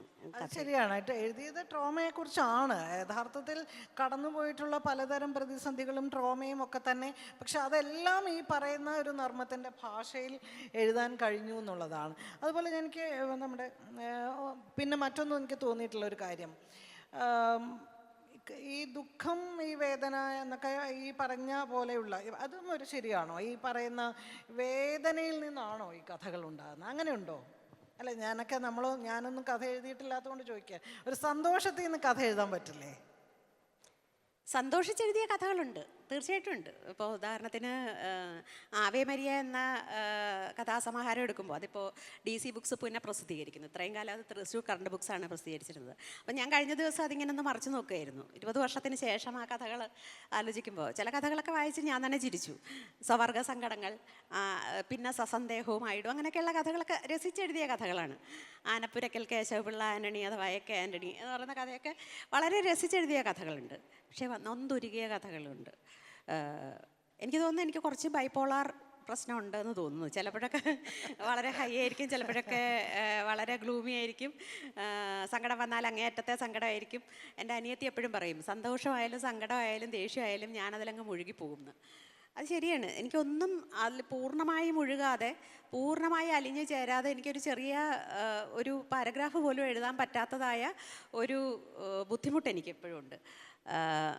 അത് മാധവിക്കുട്ടിയൊക്കെ പറഞ്ഞ് കേട്ടിട്ടുണ്ട്, ഈ അടുക്കളയിലെ ഈ സാധനങ്ങൾ മേടിക്കാനുള്ള കുറിപ്പിൻ്റെ പിന്നിലൊക്കെ എഴുതുന്നു. അത് മുഴുവനൊന്നും വിശ്വസിക്കണ്ട. കാരണം മാധവിക്കുട്ടി വളരെ കേരള സമൂഹത്തെ ഇങ്ങനെ ആഴത്തിൽ പഠിച്ചിട്ടുള്ള, അവരുടെ അവസാനത്തെ രക്തധമനി പോലും ഇഴകീറി മനസ്സിലാക്കിയിട്ടുള്ള വേറൊരു എഴുത്തുകാരി കാണില്ല. അതുകൊണ്ട് മലയാളി മധ്യവർഗ സമൂഹത്തിൻ്റെ മനഃശാസ്ത്രം കൃത്യമായിട്ട് അവർ മനസ്സിലാക്കിയിരുന്നു. അവരെന്താണോ കേൾക്കാൻ ആഗ്രഹിച്ചിരുന്നത് അത് പറയാൻ കൃത്യമായി മാധവിക്കുട്ടിക്ക് അറിയാമായിരുന്നു. അതുകൊണ്ട് മാധവിക്കുട്ടിയുമായി നമ്മളത്, മാധവിക്കുട്ടിയുടെ ജീവിതം നമുക്ക് പുറത്തു നിന്ന് അത് പെരുന്തച്ഛൻ്റെ കുളം പോലെ ഒരു ജീവിതമാണ്. ചതുരത്തിൽ കാണേണ്ടവർക്ക് ചതുരത്തിൽ കാണാം, വട്ടത്തിൽ കാണേണ്ടവർക്ക് വട്ടത്തിൽ കാണാം, അങ്ങനെ ഒരു ജീവിതമാണ്. വേദന ഉണ്ടാവും എന്ന് പറയാൻ പറ്റില്ല. പക്ഷേ ചില സംഗതികൾ നമ്മളെ വല്ലാതെ പിടിച്ചുലയ്ക്കുന്ന സംഗതികളുണ്ടാവും. അത്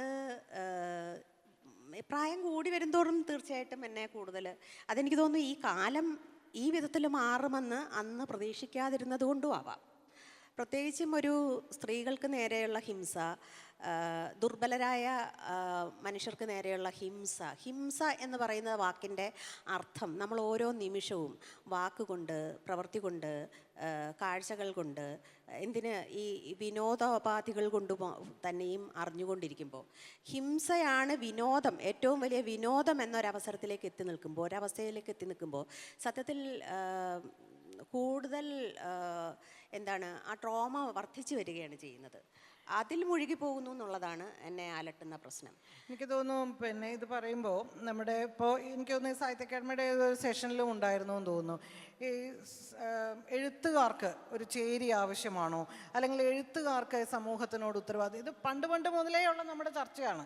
രൂപഭദ്രതയും മറ്റുമൊക്കെ നമ്മൾ എത്രയോ ചർച്ച ചെയ്തതാണെങ്കിലും ഇപ്പോഴും അങ്ങനെ. അപ്പോൾ ഇന്നത്തെ ഒരു സാമൂഹ്യ സാഹചര്യം, ഇപ്പോൾ മീരയെ സംബന്ധിച്ചിടത്തോളം മീര ഒരു എഴുത്തുകാരി മാത്രമല്ല, സമൂഹത്തിലെ ഓരോ ചലനത്തോടും വളരെ കൃത്യമായി പ്രതികരിക്കുകയും വളരെ ശക്തമായും തുറന്നും ആ നിലപാടുകൾ വ്യക്തമാക്കുകയും അതിൻ്റെ പുറത്ത് ഒരുപാട് വിവാദങ്ങളും പ്രശ്നങ്ങളും ഒക്കെ ഉണ്ടാവുകയും ഒക്കെ ചെയ്തിരിക്കുന്ന ഒരാളും കൂടിയാണ് മീര.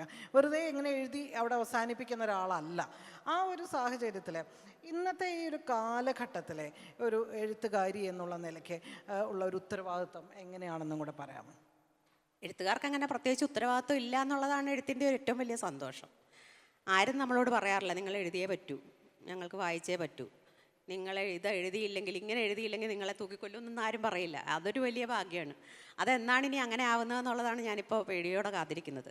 നിങ്ങൾ ഈ ഒരു പുസ്തകമേ എഴുതാവൂ, ഇനി ഈ എഴുതുന്നതെല്ലാം ഈ ഒരു കഥാപാത്രത്തെക്കുറിച്ച് ആയിരിക്കണം എന്നൊക്കെ ഇനി നിയമം വന്നുകൂടായികയില്ല. പക്ഷേ ആരും പറഞ്ഞിട്ട് വേദനിക്കുന്നവരോ ആരും പറഞ്ഞിട്ട് ഈ മുറിപ്പെടുന്നവരോ ഒന്നും അല്ല എഴുത്തുകൾ. ചില സമയത്ത് എനിക്ക് തോന്നാറുണ്ട്, നമ്മൾ ഉത്തരേന്ത്യയിലൂടെയൊക്കെ യാത്ര ചെയ്യുമ്പോൾ ചില മനുഷ്യരെ കാണാം ചാട്ടവാറ് കൊണ്ട് സ്വയം അടിച്ച് പുറത്ത് ഇങ്ങനെ പാടുകൾ വീഴ്ത്തിയിട്ട് നമ്മളോട് പൈസ ചോദിക്കുന്നു. ഏതാണ്ട് അതുപോലൊരു പ്രവൃത്തിയല്ലേ എഴുത്തിലും ഞാൻ ചെയ്യുന്നതെന്ന് എനിക്കിപ്പോൾ ചിലപ്പോൾ തോന്നാറുണ്ട്. ഒരു വളരെ ഭീകരമായൊരവസ്ഥയാണത്. എന്തിനാണിത് ചെയ്യുന്നതെന്ന് ചോദ്യത്തിന് ഉത്തരവില്ല. പക്ഷെ ഇത് ചെയ്യാതെ മനസ്സിലുള്ള എന്തോ ഒന്ന് മാറിപ്പോകുന്നതുമില്ല. സ്വയം കുത്തി നോവിക്കുകയും ആ നോവിൽ ആനന്ദം കണ്ടെത്തുകയും ചെയ്യുന്ന പ്രത്യേകമായ ഒരു മാനസികാവസ്ഥയായിരിക്കണം എഴുത്തുകാരെ എഴുത്തിലേക്ക് നയിക്കുന്നതെന്ന് തോന്നുന്നു. അങ്ങനെ വേണമെങ്കിൽ വിചാരിക്കാം. ഈ ഒരു കാലത്തെപ്പറ്റി ചോദിക്കുമ്പോൾ ഞാനിങ്ങനെയല്ല, ഒരു 30 വയസ്സിൽ ഞാൻ വിചാരിച്ചിരുന്നത് എനിക്കൊരു 50-55 വയസ്സാകുമ്പോഴേക്കും കേരളത്തിലെ സമൂഹം കുറച്ചുകൂടെ പക്വത എത്തുമെന്നും 30 വയസ്സിൽ ഞാൻ കണ്ട ചില പ്രശ്നങ്ങളും പ്രതിസന്ധികളും ഒക്കെ ഇല്ലാതാകുമെന്നും എൻ്റെ അടുത്ത തലമുറ എന്നേക്കാൾ സന്തോഷത്തോടെയും എന്നേക്കാൾ സുരക്ഷിതത്വത്തോടെയും എന്നേക്കാൾ സമത്വബോധത്തോടെയും ജീവിക്കുമെന്നുമായിരുന്നു.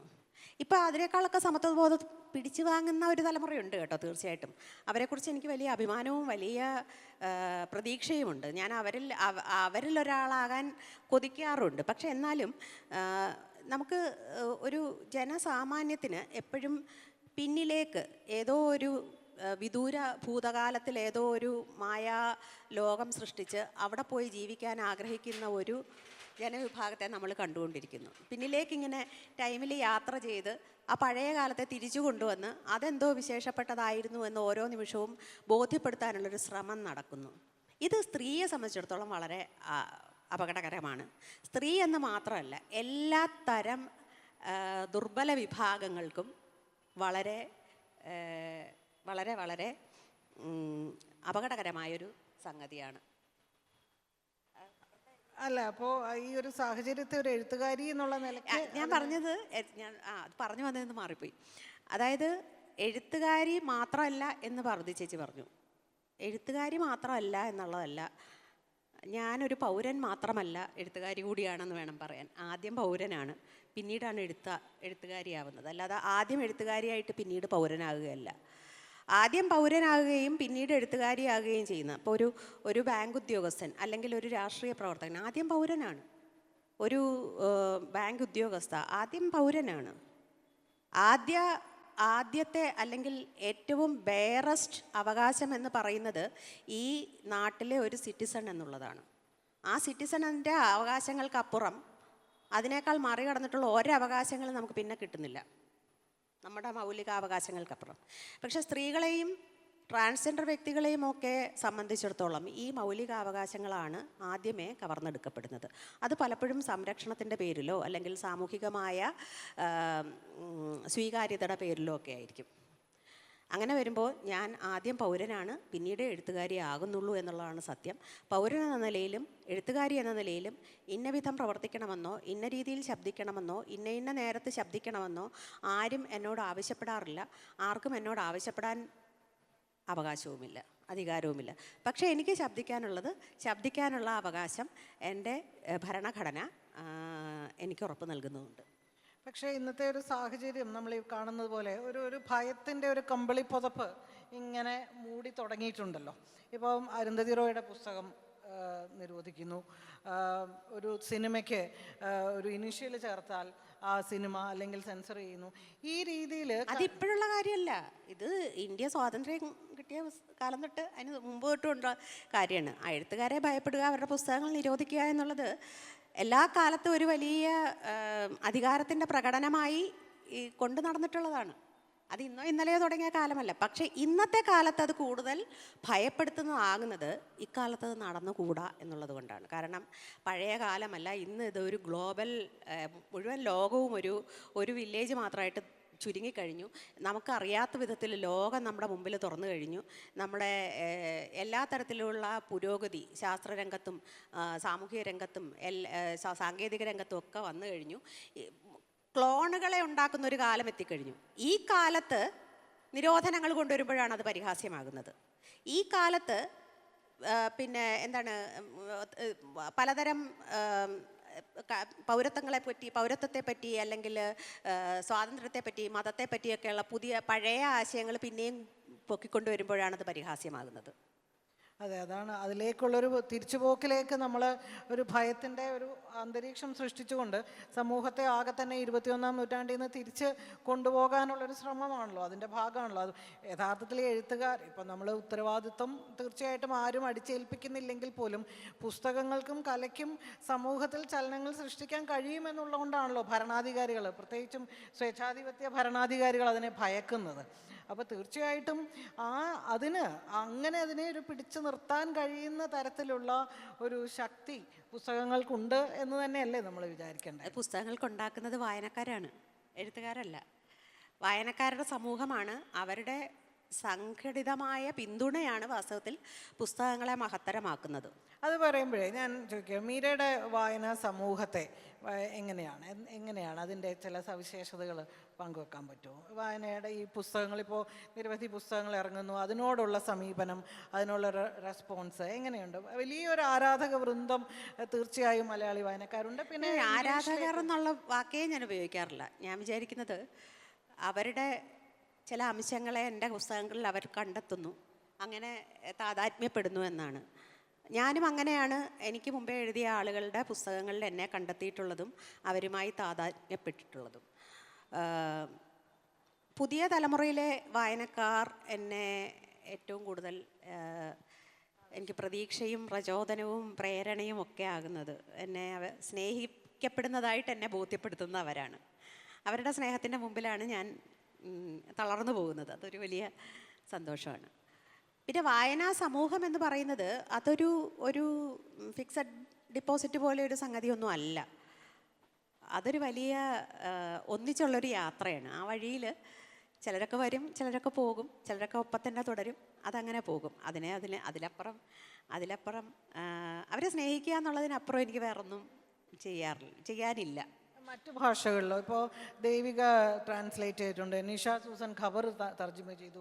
ഖബർ എന്ന് പറയുന്നത് ഒരു ചെറിയ അല്ലേ, വളരെ ചെറിയൊരു പുസ്തകമാണ്. വളരെയേറെ ഒരുപാട് മാനങ്ങളുള്ള, ഒരുപാട് അടരുകളുള്ള ഒരു പുസ്തകമാണ്.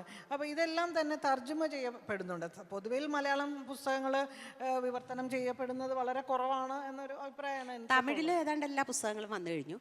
തമിഴിൽ എനിക്ക് ഒരുപാട് വായനക്കാരുണ്ടെന്ന് അവിടുത്തെ എഴുത്തുകാരൊക്കെ പറയാറുണ്ട്. പിന്നെ കന്നഡയിൽ വന്ന പുസ്തകവും വളരെ ശ്രദ്ധിക്കപ്പെട്ടിട്ടുണ്ട്. ഇംഗ്ലീഷിലും മിക്കവാറും എല്ലാ പുസ്തകങ്ങളും ഇനി എഴുതാനുള്ളത് ഒഴികെ എല്ലാം വന്നു കഴിഞ്ഞു. വലിയ സന്തോഷം തോന്നാറുണ്ട്. കാരണം എൻ്റെ ഒപ്പമുള്ള മറ്റെഴുത്തുകാരെയൊക്കെ അപേക്ഷിച്ച് എന്നെ തിരിച്ചറിയുന്നു എന്നൊക്കെ ഉള്ളത് വലിയ സന്തോഷം തോന്നാറുണ്ട്. അതിൻ്റെ ഒരു പ്രത്യേകത ഇപ്പം ഈ മലയാളം അല്ലാതെ, മലയാളം വായനക്കാരല്ലാത്ത വായനക്കാർക്ക് എത്രമാത്രം തീർച്ചയായിട്ടും മീരയുടെ പുസ്തകങ്ങളുടെ സവിശേഷതയാണ്. നമുക്കറിയാവുന്ന പോലെ ഈ പുസ്തകങ്ങൾക്കൊക്കെ തന്നെ നമ്മൾ പറയുന്ന ഒരു മലയാളിയുടെ മനസ്സ് അല്ലെങ്കിൽ മലയാളികളുടെ മാത്രമായ ചില കാഴ്ചകളൊന്നുമല്ല. ഇതിനൊരു കോസ്മോപൊളിറ്റൻ ആയിട്ടോ അല്ലെങ്കിൽ ഒരു വളരെ പാൻ ഇന്ത്യൻ ആയിട്ടോ ഒക്കെയുള്ള ഒരു കഥകളും സമീപനങ്ങളും അതിൻ്റെ ക്യാൻവാസും എല്ലാം അങ്ങനെ തന്നെയാണ്. അതായിരിക്കാം മറ്റ് ഭാഷകളിലേക്ക് തർജ്ജമ ചെയ്യപ്പെടുന്നതും വായിക്കപ്പെടുന്നതും തോന്നുന്നു. എങ്കിലും ഞാൻ ചോദിക്കുകയാണ്, ഈ ഒരു എഴുതുമ്പോൾ നിങ്ങളുടെ മുന്നിൽ വായനക്കാരുണ്ടോ? ഉണ്ടെങ്കിൽ അത് ഏത് തരം വായനക്കാരാണ്? എഴുതുമ്പോൾ മുമ്പിൽ വായനക്കാരൊന്നുമില്ല. എഴുതി കഴിഞ്ഞിട്ടാണ് വായനക്കാരുടെ വരവ്. എഴുതുന്ന സമയത്ത് ഞാനും മാത്രമേ ഉള്ളൂ. അത് ചിലപ്പോൾ എഴുതുന്ന ഞാനും വായിക്കുന്ന ഞാനും ആയിരിക്കും. ആ എഴുതുന്ന സമയത്ത് എനിക്ക് ആരും ഒന്നും എന്നെ ബാധിക്കുന്നതേ ഇല്ല. അങ്ങനെ ബാധിക്കുമായിരുന്നെങ്കിൽ ഇപ്പോൾ എഴുതിയ പലതും എനിക്ക് എഴുതാൻ പറ്റില്ല. പക്ഷേ എഴുതി കഴിഞ്ഞതിന് ശേഷം ആ എഡിറ്റിങ്ങിൻ്റെ ഒരു വേളയിലും വായനക്കാരുണ്ടെന്ന് പറയാൻ പറ്റില്ല. ആ സമയത്ത് ആ കൃതി മാത്രമേ ഉണ്ടാവുള്ളൂ. എഡിറ്റർ എന്ന നിലയിൽ ഞാനതിനെ എങ്ങനെ കാണുന്നു എന്നുള്ളതാണ് എന്നെ ഏറ്റവും കൂടുതൽ സ്വാധീനിക്കുന്നത്. അത് കഴിഞ്ഞ് അത് പ്രസിദ്ധീകരണത്തിന് അയക്കുന്ന നിമിഷം മുതൽ വായനക്കാരുണ്ട്. അത് പ്രസിദ്ധീകരിച്ച് വരുന്ന നിമിഷം മുതൽ ഭയങ്കര ഉത്കണ്ഠയാണ്. ഇതെങ്ങനെയാണ് ആളുകൾ വായിക്കുക, ഇത് ശരിക്കും വായനക്കാരെ തൃപ്തിപ്പെടുത്തുമോ, ഇതുപോലെ ഏതെങ്കിലും ഇതിനേക്കാൾ നന്നായി എഴുതിയത് ഏതെങ്കിലും അവർ വായിച്ചിട്ടുണ്ടാകുമോ എന്നൊക്കെയുള്ള പലതരം ആശങ്കകളും ഉത്കണ്ഠകളും പ്രസിദ്ധീകരിച്ച് വന്നാൽ എനിക്ക് പിന്നെ അത് രണ്ടാമത് വായിക്കാൻ തന്നെ ഭയമാണ്. അതിലെന്തെങ്കിലും ഞാൻ കാണാത്ത തെറ്റുകൾ കടന്നുകൂടിയിട്ടുണ്ടാകുമോ, ഏതെങ്കിലും സെൻറ്റൻസ് മാറിപ്പോയി കാണുമോ, ഇങ്ങനെയൊക്കെയുള്ള ഒരുപാട് എന്താണ് പറയുന്നത്, ഇറാഷണൽ ഭീതികൾ എന്നെ ബാധിക്കാറുണ്ട്. പിന്നെ ഇത് എഴുതിയെല്ലാം കഴിഞ്ഞ് ഇത് എൻ്റേതല്ലാതാകും. 1 മിനിറ്റ് തൊട്ട് പിന്നെ ഞാൻ അതിൽ നിന്ന് അത് വിടുതൽ വാങ്ങും. അത് കഴിഞ്ഞാൽ പിന്നെ ചില സമയത്തൊക്കെ ആരെങ്കിലും അതിനെപ്പറ്റി സംസാരിക്കുമ്പോൾ അതെൻ്റെ പുസ്തകമാണെന്ന് തന്നെ ഞാൻ മറന്നുപോകും. എനിക്ക് തോന്നുന്നു ഈ ട്രോമയിലൂടെയൊക്കെ കടന്നു പോകുന്നതിൻ്റെ ഭാഗമായിട്ടാണോ എന്നറിയില്ല, പലപ്പോഴും ഈ പറയുന്ന ഒരു ആത്മവിശ്വാസക്കുറവ്, ഇപ്പോൾ ആദ്യം മീര തന്നെ പറഞ്ഞു, അത് പലപ്പോഴും തോന്നാറുണ്ട്. ഇപ്പോഴും കുറച്ചൊക്കെ ഇങ്ങനെ എവിടെയൊക്കെയോ ഒരു ഭീതിയുടെയോ അല്ലെങ്കിൽ അത് ആദ്യകാല കൃതികളിൽ പ്രത്യേകിച്ചും.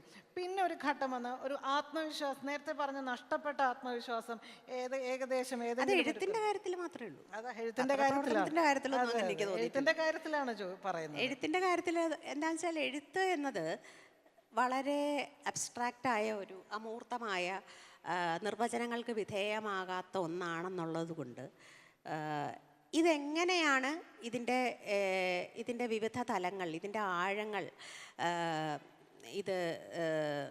എന്താണ് അനുഭവവേദ്യമാകുക എന്നതിനെ പറ്റിയുള്ള ഒരു ആത്മവിശ്വാസക്കുറവെന്നുണ്ട്.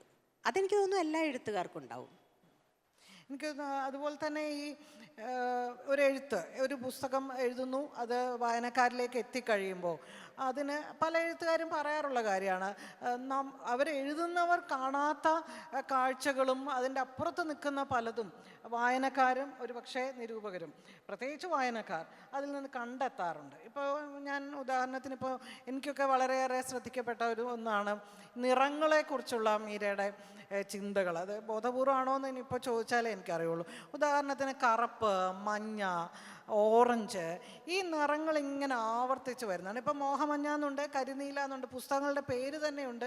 അതല്ലാതെ തന്നെ മജന്ത, ഇങ്ങനെ ചില നിറങ്ങളെക്കുറിച്ച് ആവർത്തിച്ച് പലതിലും കാണാറുണ്ട്. അപ്പോൾ അതുപോലെ പക്ഷികൾ ഇങ്ങനെ രൂപകമായിട്ടും ഉപമകളായിട്ടും ജീവിതവുമായി ബന്ധപ്പെടുത്തിയും ഒക്കെ ഒരുപാട് പക്ഷികൾ കടന്നു വരാറുണ്ട് എന്നൊക്കെ എനിക്ക് തോന്നാറുണ്ട് പലപ്പോഴും, അതിനൊരു വായനക്കാരി എന്നുള്ള നിലയ്ക്ക്. ഇത് മീരയുടെ ബോധപൂർവമായ ഒന്നാണോ അതോ കടന്നു വരുന്നതാണോ? ചിലതൊക്കെ ബോധപൂർവമായിരിക്കും, ചിലതൊക്കെ. പക്ഷെ എന്നാലും എന്നെ സംബന്ധിച്ചിടത്തോളം ഈ നിറങ്ങളായിട്ടാണ് ഞാൻ ശരിക്കും ഒരു കഥ എഴുതാനിരിക്കുമ്പോൾ ഒരു ആശയങ്ങളെ തന്നെ, വ്യക്തികളെ തന്നെ കാണുന്നത്. അതിലെ വ്യക്തികളെയല്ല, അതിലെ ഓരോ അംശത്തെയും കാണുന്നത്. നിറങ്ങൾ എന്നെ വല്ലാതെ എൻ്റെ തലച്ചോറിനുള്ളിൽ കൂടിക്കുഴയുന്ന ഒരവസ്ഥ എപ്പോഴും ഉണ്ട്. അതിനപ്പുറം ഞാൻ എങ്ങനെയാണ് ആലോചിച്ചിട്ടില്ല എന്നുള്ളതല്ല, നിറങ്ങളില്ലാതെ എനിക്ക് ഒന്നിനെക്കുറിച്ചും ഓർക്കാൻ പറ്റില്ല, ആരെക്കുറിച്ചും ഓർക്കാൻ പറ്റില്ല. ഓർമ്മകൾക്കെല്ലാം നിറങ്ങളുണ്ട്. നിറങ്ങളോടെയാണ് ഞാൻ കാണുന്നത്. പിന്നെ എഴുതാനിരിക്കുമ്പോൾ എഴുതാൻ പോകുന്നതിൻ്റെ അത് സൃഷ്ടിക്കാൻ പോകുന്ന ഇമോഷൻ എന്താണോ അതാണ് ആദ്യം അനുഭവപ്പെടുന്നത്. പിന്നീടാണ് അതിലേക്ക് കഥയും കഥാപാത്രങ്ങളും സന്ദർഭങ്ങളും ഒക്കെ വരാറുള്ളത്. സന്ദർഭങ്ങൾ വരാറുള്ളത് വിഷ്വലുകളായിട്ടായിരിക്കും. അപ്പോൾ അങ്ങനെയൊക്കെ ചില സംഗതി ഇങ്ങനെ തന്നെയാണോ എല്ലാ എഴുത്തുകാർക്കൊന്നും എനിക്കറിയില്ല, പക്ഷെ എനിക്ക് അങ്ങനെയാണ് അനുഭവപ്പെടാറുള്ളത്. ഇപ്പോൾ നമ്മൾ ഇതുവരെ വർത്തമാനവും ഭൂതവുമായിരുന്നു. ഇനി നമുക്ക് ഭാവിയെക്കുറിച്ച് പറയുകയാണെങ്കിൽ, ഇപ്പം നമുക്കറിയാം നിർമ്മിത ബുദ്ധിയുടെ കാലമാണ്. എല്ലാ കലയായാലും ചിത്രരചനയായാലും എഴുത്തായാലും ഒക്കെ തന്നെ ഒരു പ്രത്യേക തരത്തിൽ വലിയ വെല്ലുവിളി നേരിടുന്നുണ്ട് എന്നാണ് പൊതുവിൽ പറഞ്ഞു വരുന്നത്. നമ്മുടെ നാട്ടിലേക്ക് അത് അധികം കടന്നു വന്നിട്ടില്ലെങ്കിൽ പോലും വലിയ തോതിൽ മനുഷ്യനെ മാറ്റിമറിക്കത്തക്ക തരത്തിൽ നിർമ്മിത ബുദ്ധിയുടെ വല്ലാത്തൊരു കാലമാണ് ഇവിടെ. അപ്പോൾ ഇത്തരത്തിൽ ഈ ശാസ്ത്ര സാങ്കേതിക രംഗത്തുണ്ടായിരിക്കുന്ന വലിയ മാറ്റവും അതിൻ്റെ ഭാഗമായി ഉണ്ടായി വരുന്ന വലിയ വിപണിയുമുണ്ട്. ഇതെല്ലാം കൂടി എങ്ങനെയാണ് ഒരു എഴുത്തുകാരി ഈ വിപണിയെക്കുറിച്ചുമൊക്കെ മീര ചിന്തിക്കാറുണ്ടോ? ഒരു വിപണി കണക്കാക്കാതെ, ഇപ്പം നമുക്കറിയാം ഇംഗ്ലീഷിലും മറ്റ് വിദേശ രാജ്യങ്ങളിലൊക്കെ തന്നെ മാർക്കറ്റാണ് ഈ എഴുത്തിനെ നിയന്ത്രിക്കുന്ന തരത്തിലേക്ക് കാര്യങ്ങൾ പോകുന്നുണ്ട്. മാനേജർ ഉണ്ടാകും, എഡിറ്റർ ഉണ്ടാകും. ആ എഴുത്ത് എങ്ങനെ ആയിരിക്കണമെന്ന് ആ മാർക്കറ്റിനെ നോക്കിയിട്ടാണ് പലപ്പോഴും എഴുത്തിൽ മാറ്റങ്ങൾ വരുത്തുന്നതെന്നൊക്കെ കേട്ടിട്ടുണ്ട്. നമുക്ക് ആ രീതിയിലേക്ക് മലയാള സാഹിത്യം വളർന്നിട്ടുണ്ട്. അങ്ങനെ വളരണമെന്ന് പാർവതി ചേച്ചിക്ക് ആഗ്രഹമുണ്ടോ? അത് മാർക്കറ്റ് അല്ല, വിപണിയാൽ നിയന്ത്രിക്കപ്പെടുക എന്ന് പറയുന്നത് തീർച്ചയായും നമുക്ക് അംഗീകരിക്കാൻ കഴിയില്ല. പക്ഷേ വിപണി, ഇപ്പോൾ ഞാൻ പറഞ്ഞതെന്ന് വെച്ചാൽ ഇപ്പോൾ സെൽഫ് പ്രൊമോഷൻ ഒരു വലിയ തെറ്റായിട്ട് പലരും പറയാറുണ്ട്. ഞാനതങ്ങനെ കാണുന്നില്ല. കാരണം ഡിജിറ്റൽ ലോകത്ത് ഇങ്ങനൊരു പുസ്തകമുണ്ടെങ്കിൽ ആ പുസ്തകം ഇന്നതാണെന്നും ഇന്ന പുസ്തകം ഇറങ്ങണമെന്നും അറിയേണ്ടതാണ്. പക്ഷേ അതിൻ്റെ ഗുണം, അതിൻ്റെ വായനയും അതിനെ മാത്രം ആശ്രയിക്കുന്ന അവസ്ഥയിലേക്ക് ആരെങ്കിലും കടത്തിക്കൊണ്ട് പോകുന്നുണ്ടെങ്കിൽ നമ്മൾ ജാഗ്രത പാലിക്കണം. 2-3 കാര്യങ്ങളാണുള്ളത്. ഒന്ന്, ആദ്യത്തെ ചോദ്യത്തിൻ്റെ ഒരു സംഗതി വിപണിക്ക് വേണ്ടി തയ്യാറാക്കപ്പെടുന്ന പുസ്തകങ്ങൾ എന്നുള്ളതാണ്. അത് വിപണി തീരുമാനിക്കുന്നു ഇന്ന പുസ്തകങ്ങളാണ് ആവശ്യം. ഇപ്പോൾ ഈ കടയിൽ 1 കിലോ സവോളയുടെ കുറവുണ്ട്, അതുകൊണ്ട് സവോളയാണ് ഇവിടേക്ക് കൊണ്ടുവരേണ്ടതെന്ന് പറയുന്നത് പോലെ ഈ കടയിൽ ഒരു ആക്ഷൻ ത്രില്ലറുടെ കുറവുണ്ട്, അതുകൊണ്ട് ഈ കുറേ ആക്ഷൻ ത്രില്ലറുകൾ നമുക്ക് സൃഷ്ടിക്കണം, ആക്ഷൻ ത്രില്ലറുകൾ എഴുതണം എന്ന് പറയുന്നത് പോലെ ഒരു സംഗതിയാണത്. അതൊരു ഘടകം. അത് പലപ്പോഴും പല ഘട്ടങ്ങളിലും സംഭവിക്കാറുണ്ട്. സംഭവിക്കുന്നതിൽ വലിയ തെറ്റൊന്നുമില്ല. മനുഷ്യർ മയക്കുമരുന്ന് ഉണ്ടാക്കുന്നതിനേക്കാൾ എത്രയോ ഭേദമാണ് ഒരു ആക്ഷൻ ത്രില്ലർ ഉണ്ടാക്കുന്നത്. എത്രയോ നിസ്സാരമായൊരു കാര്യമാണ്.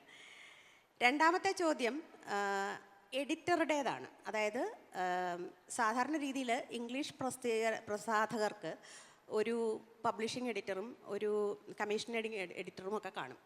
അവരെന്താ ചെയ്യുന്നതെന്ന് വെച്ചാൽ നമ്മുടെ മാനുസ്ക്രിപ്റ്റ് വായിച്ചു നോക്കുകയും അതിൻ്റെ ശില്പത്തിൽ അല്ലെങ്കിൽ അതിൻ്റെ ഘടനയിൽ അതിൻ്റെ പൊളിറ്റിക്സിൽ എവിടെയാണ് പോരായ്മകൾ ഉള്ളതെന്ന് ചൂണ്ടിക്കാണിക്കുകയും അതനുസരിച്ച് മാറ്റം വരുത്താൻ നിർദ്ദേശിക്കുകയും ചെയ്യും. അത് ഒരു രീതി. അത് ചിലപ്പോൾ ഞങ്ങൾക്ക് ഇന്ന രാഷ്ട്രീയം ഉള്ള പുസ്തകം നമുക്ക് പ്രസിദ്ധീകരിക്കാൻ പറ്റില്ല, അതുകൊണ്ട് ഇത് മാറ്റി തന്നാൽ ഞങ്ങൾ പ്രസിദ്ധീകരിക്കാം, അങ്ങനെ പറയുന്ന ചില മാധ്യമങ്ങൾ തന്നെ ഉണ്ടല്ലോ നമുക്ക്. അതുകൊണ്ട് നമ്മുടെ പല മാധ്യമങ്ങൾ നമ്മുടെ മുമ്പിൽ തന്നെ അതിനുള്ള ഇതുണ്ട്. അപ്പോൾ അത് ഒരു ഇത്. പിന്നെ ഇനി മൂന്നാമത്തെ കാര്യം ഇതിൽ നിന്ന് വ്യത്യസ്തമായൊരു സംഗതിയാണ്, അത് സെൽഫ് പ്രൊമോഷൻ്റെ കാര്യമാണ്. സെൽഫ് പ്രൊമോഷൻ എന്നുള്ളത് മുമ്പ് മലയാളിക്ക് പരിചയമുള്ള ഒരു സംഗതിയല്ല. കാരണം അന്ന് സോഷ്യൽ മീഡിയ ഉണ്ടായിരുന്നില്ല, വാട്സാപ്പ് ഉണ്ടായിരുന്നില്ല, ഫോൺ ഉണ്ടായിരുന്നില്ല. നമ്മുടെ ഇലക്ഷൻ ക്യാമ്പയിൻ പോലും ഇന്നത്തെ പോലെ അന്ന് പരിചയം ഉണ്ടായിരുന്നില്ല. ഇന്നിപ്പോൾ എല്ലാവരുടെയും ഫോണിലേക്ക് റെക്കോർഡഡ് മെസ്സേജുകൾ അല്ലെങ്കിൽ റെക്കോർഡഡ് വോയിസ് മെസ്സേജ് അയക്കാൻ പാകത്തിനുള്ള വ്യത്യാസം പ്രചാരണ രംഗത്ത് പോലും സംഭവിച്ചിട്ടുണ്ട്. അപ്പോൾ എനിക്ക് തമാശയായിട്ട് തോന്നിയിട്ടുള്ളത്, ഒരു റൈറ്റർക്ക് വായനക്കാരോട് തീർച്ചയായിട്ടും ഞാൻ പുസ്തകം എഴുതുന്നതും പുസ്തകം പ്രസിദ്ധീകരിക്കുന്നതും എൻ്റെ വീട്ടിൽ വയ്ക്കാനല്ല, അത് കഴിയുന്നത്ര വായനക്കാരിലെത്തണമെന്ന് എനിക്ക് വളരെ നിർബന്ധമുണ്ട്. അവരത് വായിക്കണമെന്നും അത് വായിച്ച് എന്നെ സ്നേഹിക്കണമെന്നും അത് അവസാനം വരെ വായിക്കണമെന്നും അവരത് ഓർത്തിരിക്കണമെന്നും അതവരെ മാറ്റിമറിക്കണമെന്നും എന്നെപ്പോലെ അവർ ഒരു നല്ല നാളെയെ സ്വപ്നം കാണണമെന്നും അതിലും നല്ല നാളെ സൃഷ്ടിക്കാനോ അവർ തയ്യാറാകണമെന്നൊക്കെ എനിക്ക് ആഗ്രഹമുണ്ട്. അല്ലാതെ വെറുതെ ഇരുന്ന് ഈ കുത്തിയിരുന്ന് കരഞ്ഞും പിഴിഞ്ഞും എഴുതിയുണ്ടാക്കി എൻ്റെ വീട്ടിൽ വയ്ക്കാനല്ല ഞാൻ പുസ്തകം എഴുതുന്നത്. പക്ഷേ എന്നെ രസിപ്പിക്കുന്ന ഒരു ഘടകമുണ്ട്. അതെന്താണെന്ന് വെച്ചാൽ, നമ്മൾ ഫേസ്ബുക്കിൽ നമ്മുടെ പുസ്തകത്തെ പറ്റി എന്തെങ്കിലും ഇടുമ്പോൾ ഈ സെൽഫ് മാർക്കറ്റിംഗ്, സെൽഫ് തള്ളൽ എന്ന് പറഞ്ഞിട്ട് വരുന്ന അത് മിക്കവാറും പുരുഷന്മാരുടെ നാമങ്ങൾ ആണതിൽ കാണുന്നത്. അപ്പോൾ എനിക്കതിൽ തോന്നിയിട്ടുള്ളത് എന്താണെന്ന് വെച്ച് കഴിഞ്ഞാൽ, ഒരു സ്ത്രീ സ്വന്തം പുസ്തകത്തെ പറ്റി ആഹ്ലാദിക്കുന്നത് പൊതുവേ ആളുകൾക്ക് അങ്ങോട്ട് പിടിക്കുന്നില്ല. എന്തിനാണ് ഇത്ര ആഹ്ലാദിക്കുന്നത് എന്നുള്ളൊരു ചോദ്യമാണ്. ഒരു സ്ത്രീയുടെ ആഹ്ലാദം ഉൾക്കൊള്ളാനും ആ സ്ത്രീ ആഹ്ലാദിക്കുന്നതിൽ ആഹ്ലാദിക്കാനും, നിങ്ങൾക്ക് ആഹ്ലാദം തോന്നിയില്ലെങ്കിൽ അത് അവരെന്തെങ്കിലും ചെയ്തോട്ടെ എന്ന് വിചാരിക്കാനും ഇപ്പോഴും നമ്മുടെ ഏറ്റവും വിദ്യാസമ്പന്നരായ വായനക്കാരായ ഫേസ്ബുക്കൊക്കെ ഉപയോഗിക്കുന്നവരുമായ ജനസാമാന്യ ഭൂരിപക്ഷവും പക്വത എത്തിയിട്ടില്ല എന്നുള്ളതിൻ്റെ തെളിവാണ്. പക്ഷേ എനിക്കത് എൻ്റെ ഒരു രാഷ്ട്രീയ പ്രവർത്തനത്തിൻ്റെ ഭാഗം കൂടിയാണ്. എനിക്ക് എൻ്റേതാകട്ടെ മറ്റ് സ്ത്രീകളുടേതാകട്ടെ പുസ്തകങ്ങളും മുഖങ്ങളും അവരുടെ വാശികളും വൈരാഗ്യങ്ങളും വഴക്കുകളും ഒക്കെ എപ്പോഴും ഫേസ്ബുക്കിൽ നിറഞ്ഞു നിൽക്കണമെന്നാണ്. ഫേസ്ബുക്കിൽ മാത്രമല്ല, ജീവിതത്തിലുടനീളം സമൂഹത്തിൽ എല്ലായിടത്തും നിറഞ്ഞു നിൽക്കണമെന്ന് തന്നെയാണ് എൻ്റെ ആഗ്രഹം. അങ്ങനെ മാത്രമേ ഈ സ്ത്രീയുടെ ശബ്ദത്തോടും ക്യൂർ വ്യക്തികളുടെ ശബ്ദത്തോടുമൊക്കെ അവരുടെ ദൃശ്യതയോട്, അവരുടെ നിലനിൽപ്പിനോട്, അവരുടെ സ്ഥാനത്തോട്, അവരുടെ അവകാശങ്ങളോട് ഒക്കെ സമൂഹം പൊരുത്തപ്പെടുകയുള്ളൂ. അതുകൊണ്ട് ഇതൊരു വളരെ അത്യാവശ്യമുള്ളൊരു കാര്യമാണ്. കഴിയുന്നത്ര നമ്മൾ സെൽഫ് മാർക്കറ്റിംഗ് നടത്തും. മാർക്കറ്റിംഗ് അല്ല വാസ്തവത്തിലത്, അത് നിങ്ങളുടെ സാന്നിധ്യം ഓർമ്മിപ്പിക്കലാണ്. ഞാനിവിടെയുണ്ട്, ഞാൻ ഇനിയും ഉണ്ടായിരിക്കും. എന്തൊക്കെ പറഞ്ഞാലും അരുന്ധതി റോയ് ഒരിക്കൽ പറഞ്ഞതുപോലെ ഡെസ്പൈറ്റ് യു ഐ എക്സിസ്റ്റ് എന്ന് പറയുന്ന ഒരു സംഗതി ഓരോ ആളും, എഴുതുന്ന ഓരോ ആളും അത് ചെയ്തുകൊണ്ടേയിരിക്കണം. ഈ പുസ്തകങ്ങൾ ഇവിടെ ഉണ്ടാകുമെന്നുള്ളത്, പ്രത്യേകിച്ച് ഇന്നത്തെ രാഷ്ട്രീയത്തിൽ, despite you we write, despite you we dream, despite you we exist, അത് ഓർപ്പിച്ചുകൊണ്ടേയിരിക്കണം. ഈ ഒരു ചോദ്യം കൂടെ, ഈ നിരൂപണം ഇപ്പോൾ നമ്മുടെയൊക്കെ കുട്ടിക്കാലത്തുണ്ടായിരുന്ന പോലെ, നമ്മുടെയൊക്കെ ചെറുപ്പകാലത്തൊക്കെ ഉണ്ടായിരുന്ന അത്ര ഒരു ഗൗരവത്തിൽ നമ്മുടെ ഈ നിരൂപണ ശാഖ ഇപ്പം നിലവിലില്ല എന്ന് തോന്നുന്നു. ഇപ്പം നമ്മുടെയൊക്കെ ചെറുപ്പകാലത്ത് എന്തായിരുന്നു ഗൗരവമുള്ള നിരൂപണം? അവരെല്ലാം എഴുതിയിരുന്ന ആരെക്കുറിച്ചാണ്? വലിയ കക്ഷികളെക്കുറിച്ചാണ്. ഇപ്പോൾ സച്ചിമാഷിനെ കുറിച്ച് എഴുതും, മുകുന്ദനെ കുറിച്ച് എഴുതും, MT കുറിച്ച് എഴുതും. അന്നും പഴയ അതും ചെറിയ പിള്ളേരെ പറ്റിയൊന്നും എഴുതില്ല. അത് അതിനൊരു തലമുണ്ട്. എനിക്ക് തോന്നുന്നു ആ പ്രായമൊക്കെ എത്തുമ്പോഴേക്കും എന്നെക്കുറിച്ച് എഴുതുമായിരിക്കും. പക്ഷെ സത്യത്തിൽ നിരൂപണത്തിന് വലിയൊരു പ്രശ്നം സംഭവിക്കുന്നുണ്ട്. അതിൻ്റെ കാരണം എന്താണെന്ന് വെച്ച് കഴിഞ്ഞാൽ, നിരൂപണത്തിനായിട്ടുള്ള നിരൂപണത്തിനായിട്ടുള്ള പ്രകാശന സാധ്യതകളും കുറഞ്ഞു എന്നുള്ളതാണ്. റിവ്യൂ എന്ന് പറഞ്ഞാൽ പുസ്തകത്തെ പുകഴ്ത്തലായിട്ട് മാറി. അതായത് വിമർശനം അഥവാ സാഹിത്യ നിരൂപണം എന്ന് പറയുന്നത് അത് പഠനമാണ്, തീർച്ചയായും പഠനമാണ്. ആ പഠനം എങ്ങനെയാണെന്ന് വെച്ചാൽ, കഥ എന്താണെന്ന് ജനത്തിനോട് സംഗ്രഹിച്ചെഴുതുകയല്ല നിരൂപണം. മറിച്ച് ഈ കഥ ഈ കഥയുടെ രചനയിൽ ഉപയോഗിച്ചിരിക്കുന്ന അതിൻ്റെ എന്താണ് മോർഫോളജിയും അനാറ്റമിയും ഫിസിയോളജിയും തമ്മിലുള്ള പൊരുത്തമാണ്. ഒരു വ്യക്തിയായി നമ്മൾ അതിനെ സങ്കല്പിച്ചാൽ ആ വ്യക്തിയുടെ മൊത്തം ശില്പത്തിൻ്റെ പൂർണ്ണതയാണ്, തികവാണ്, അതിൻ്റെ പോരായ്മയാണ് അതിലൂടെ കടന്നെത്തേണ്ടത്, പുറത്തു വരേണ്ടത്. പക്ഷെ അത്തരം പഠനത്തിന് ആഴമേറിയ പാണ്ഡിത്യം ആവശ്യമുണ്ട്, ആഴമേറിയ അനുശീലനം ആവശ്യമുണ്ട്. അത് മലയാളത്തിൽ ഇപ്പോൾ വളരെ കുറച്ചാളുകൾക്ക്, വിരലിലെണ്ണാവുന്നവർക്ക് മാത്രമേ അത് ഉള്ളൂ എന്നാണ് എനിക്ക് തോന്നിയിട്ടുള്ളത്. എനിക്ക് എൻ്റെ പുസ്തകങ്ങളെ പറ്റിയുള്ള പിന്നെ പഠനങ്ങളിൽ പലരും നന്നായി എന്നെ സന്തോഷിപ്പിച്ചിട്ടുള്ള ഒരുപാട് എഴുത്തുകാരുണ്ടായിരിക്കെ തന്നെ. ഇപ്പോൾ ഡോക്ടർ പി കെ രാജശേഖരൻ എഴുതിയതും അത് ഘാതകനെക്കുറിച്ച് എഴുതിയത് എനിക്ക് വളരെ കാരണം നമ്മൾ കാണാത്ത ഒരംശത്തിൻ്റെ ഈ പിതൃ ബിംബം എന്നുള്ള നമ്മൾ മറച്ചു വെച്ച ഒരു സംഗതിയിലേക്കുള്ള ഒരു പഠനം അദ്ദേഹം നടത്തി. ഖബറിൽ ഇടം എന്ന് പറയുന്നതിനെ പറ്റി ഡോക്ടർ സുനിൽ പി ഇളയിടം നടത്തി. അങ്ങനെ അല്ല, ഞങ്ങളുടെ തലമുറ പൊതുവെ ഭാഗ്യം കെട്ട തലമുറയാണ്, ഇന്നസെൻസ്. കാരണം ആ വിധത്തിൽ പഠിക്കുന്ന ഒരു പഠിക്കാനുള്ളൊരു ശ്രമം നടത്തിയിട്ടില്ല. പിന്നെ നമുക്ക് വേണമെങ്കിൽ ആരുടെയെങ്കിലും പുറകെ നടന്ന് ഇതൊന്ന് വായിക്കണം, ഇതിൻ്റെ കുറ്റങ്ങൾ പറയണം എന്നൊക്കെ പറഞ്ഞ് എഴുതിപ്പിക്കാം. അതാണ് ഞാൻ ചോദിക്കാൻ കാര്യം അതാണ്. കാരണം ധാരാളം പുതിയ ചെറുപ്പക്കാരെ ഇഷ്ടം പോലെ ധാരാളം പേര് എഴുതുന്നുണ്ട്, പക്ഷേ വായിക്കപ്പെടുന്നുമുണ്ട്. പക്ഷേ ഈ അതേ തോതിൽ അതിൻ്റെ ആ ഒരു പ്രവാഹമാണ് ഇപ്പോൾ യഥാർത്ഥത്തിൽ എഴുത്ത്. ഇപ്പോൾ നേരത്തെ പറഞ്ഞ പേരുകളെല്ലാം തന്നെ, ഇപ്പോൾ വിനയായാലും വിനോദ് കൃഷ്ണയായാലും ഷിൻലാലായാലും ഹരിദാസ് സാവിത്രി ആയാലും ഇങ്ങനെ നിരവധി പേര്, ഷീല ടോമി. പക്ഷേ ഈ തരത്തിൽ വളരെ ഗൗരവത്തോടു കൂടിയുള്ള നിരൂപണങ്ങൾ കുറവാണെന്ന് തോന്നിയുണ്ട്. ഇനി നമുക്കൊരു അവസാനത്തെ ചോദ്യം, നമ്മുടെ സമയം ഏതാണ്ട് അവസാനിക്കുകയാണ്. അത് ഇനിയത്തെ ഇപ്പോൾ എഴുതിക്കൊണ്ടിരിക്കുന്ന പുസ്തകത്തെക്കുറിച്ച് അല്ലെങ്കിൽ ഇനിയും എഴുതാൻ ആഗ്രഹിക്കുന്നതിനെക്കുറിച്ച് എന്തൊക്കെയാണ് മീരയുടെ സ്വപ്നങ്ങൾ പങ്കുവെക്കാൻ പറ്റുന്നതാണെങ്കിൽ വായനക്കാരുമായിട്ട് ഒന്ന് പങ്കുവെക്കോ? ഇപ്പോൾ എഴുതിക്കൊണ്ടിരിക്കുന്ന പുസ്തകം തീർക്കുക എന്നുള്ളതാണ്. തീർന്നു, അതിൻ്റെ എഡിറ്റിംഗ് പൂർത്തിയാക്കുക എന്നുള്ളതാണ് ഇപ്പോൾ ആദ്യത്തെ ആഗ്രഹം. അത് എങ്ങനെയാണ് വായനക്കാർ സ്വീകരിക്കുന്നത് എന്നുള്ളത് ആണ് ഇപ്പോൾ എന്നെ അലട്ടിക്കൊണ്ടിരിക്കുന്നത്. അതാണ് എൻ്റെ മനസ്സിലൊക്കെ. അതിൽ മുഴുകി ജീവിക്കുകയാണ്. കലാച്ചി എന്നാണ് അതിൻ്റെ പേര്. കലാച്ചി എന്ന പേര് കഴിഞ്ഞ ഒരു സാഹിത്യോത്സവത്തിന്, DC-യുടെ സാഹിത്യോത്സവത്തിന് അനൗൺസ് ചെയ്തപ്പോൾ, അതിൻ്റെ കവർ അനൗൺസ് ചെയ്തപ്പോൾ അവിടെ ഒരാൾ വന്ന് പറഞ്ഞു, നിങ്ങൾ കല്ലാച്ചിയെപ്പറ്റി, അതായത് കോഴിക്കോടൊരു കല്ലാച്ചി ഉണ്ടല്ലോ, കല്ലാച്ചിയെപ്പറ്റി എന്താ എഴുതാൻ പോകുന്നതെന്ന്.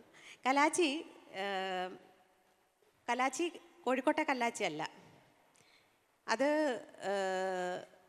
അത് ഞാനെടുക്കുന്ന ജീവിതത്തിലെ ഞാൻ എഴുതുന്ന ഏറ്റവും സാഹസികമായൊരു നോവലെന്നാണ് ഞാൻ ഇപ്പോൾ പറയാൻ ആഗ്രഹിക്കുന്നത്. കഴിഞ്ഞിട്ട് ബാക്കി ഉണ്ടാവുക എന്നുള്ളത് പിന്നെ കാണാം.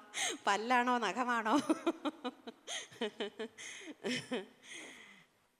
അപ്പം നമുക്ക് ഈ പറഞ്ഞ പോലെ ആ കലാച്ചിക്ക് വേണ്ടി കാത്തിരിക്കാം. വലിയ സങ്കടമുണ്ട്. സാനിമാഷ് അത് സാനിമാഷിനെ സമർപ്പിക്കണം എന്നായിരുന്നു ആഗ്രഹം. സാനിമാഷ് ഇല്ല എന്നുള്ളത് എനിക്ക് വലിയ സങ്കടമുണ്ട്. അത് ഉടനെ ഇറങ്ങും. ഈ തവണ ഏതാനും ആഴ്ചകൾക്ക് അകം അത് തയ്യാറാകും. ഓക്കെ, അപ്പോൾ നമുക്ക് അത് ഈ പറഞ്ഞ പോലെ ഒരു ഓണ സമ്മാനമായിട്ട് നമുക്ക് സ്വീകരിക്കാം. പുതിയ നോവൽ മീരയുടെ വരുന്നു എന്നതും അത് ഉടനെ തന്നെ നമ്മുടെയൊക്കെ കൈകളിൽ കിട്ടുന്നു എന്നുള്ളതും വളരെ വളരെ സന്തോഷം തരുന്നതാണ്. അപ്പോൾ ഇത്രയും നേരം മീര ചോദ്യങ്ങൾക്കെല്ലാം തന്നെ ഈ രീതിയിൽ നമ്മളുമായിട്ട് സംവദിക്കുകയും പങ്കുവയ്ക്കുകയും ചെയ്തു. എനിക്ക് തോന്നുന്നു സംഘാടകർ പറയുന്നത് ഒരു 10 മിനിറ്റ് സദസ്സിൽ നിന്നുള്ള ചോദ്യങ്ങൾ ആകാം എന്നാണ് പറയുന്നത്. ദേവി, ഇത് ചോദ്യങ്ങൾ ഏറ്റവും ചുരുക്കി നിങ്ങൾ പറയണം, കൂടുതൽ പേർക്ക് അപ്പോൾ സംസാരിക്കാൻ അവസരം കിട്ടും.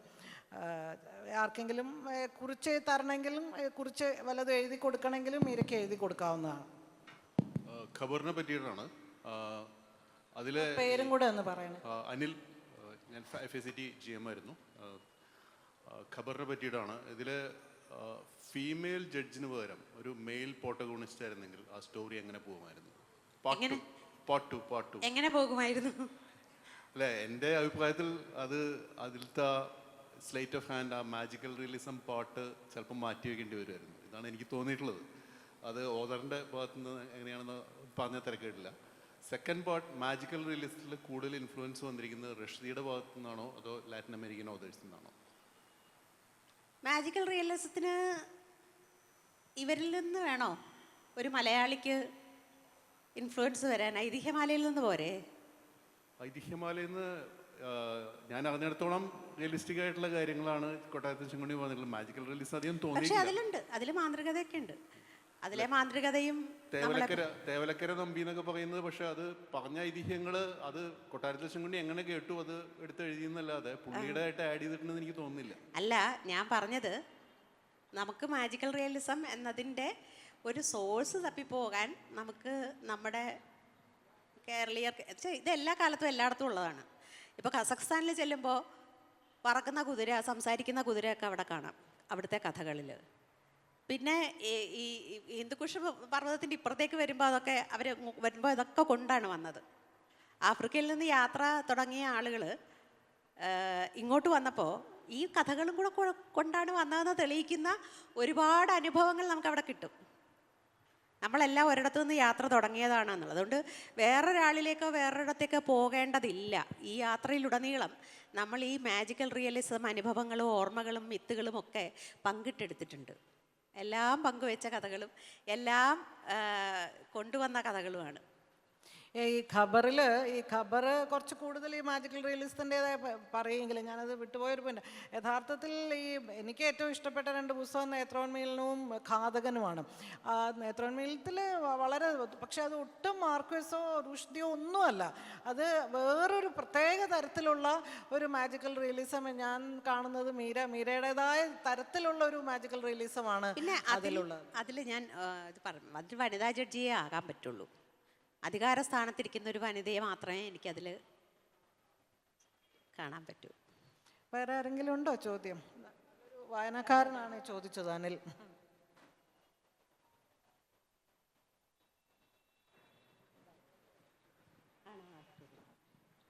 ജയിലിൽ കഴിയുന്ന ഒരു രാഷ്ട്രീയ പ്രവർത്തകൻ രൂപേഷ് ഒരു നോവൽ എഴുതിയിട്ടുണ്ട്, ബന്ധിതരുടെ ഓർമ്മക്കുറിപ്പുകൾ. മുഖ്യമന്ത്രി വാക്കാൽ അനുമതി നൽകിയിട്ട് പോലും ജയിലധികൃതർ അതിന് പ്രസിദ്ധീകരണ അനുമതി നിഷേധിച്ചിരിക്കുകയാണ്. നിരവധി നിബന്ധനകൾ, ഒരു 10ഓളം നിബന്ധനകൾ, വളരെ വിചിത്രമായ നിബന്ധനകൾ വച്ചിരിക്കുകയാണ്. സെൻസറിങ് അടക്കം വേണം എന്നുള്ള നിലയ്ക്ക്. ഇതിനെക്കുറിച്ച് എന്താണ് പറയാനുള്ളത്? എന്താണ് പറയാനുള്ളതെന്ന് ചോദിച്ചാൽ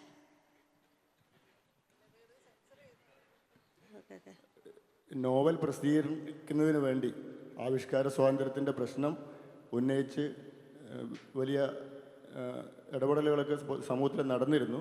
പക്ഷേ ആ നോവൽ പ്രസിദ്ധീകരിക്കാൻ അനുമതി ലഭിച്ചിട്ടില്ല. അതിൽ അനുമതി ലഭിച്ചിരുന്നു എന്നാണ് ഞാൻ കേട്ടിട്ടുള്ളത്.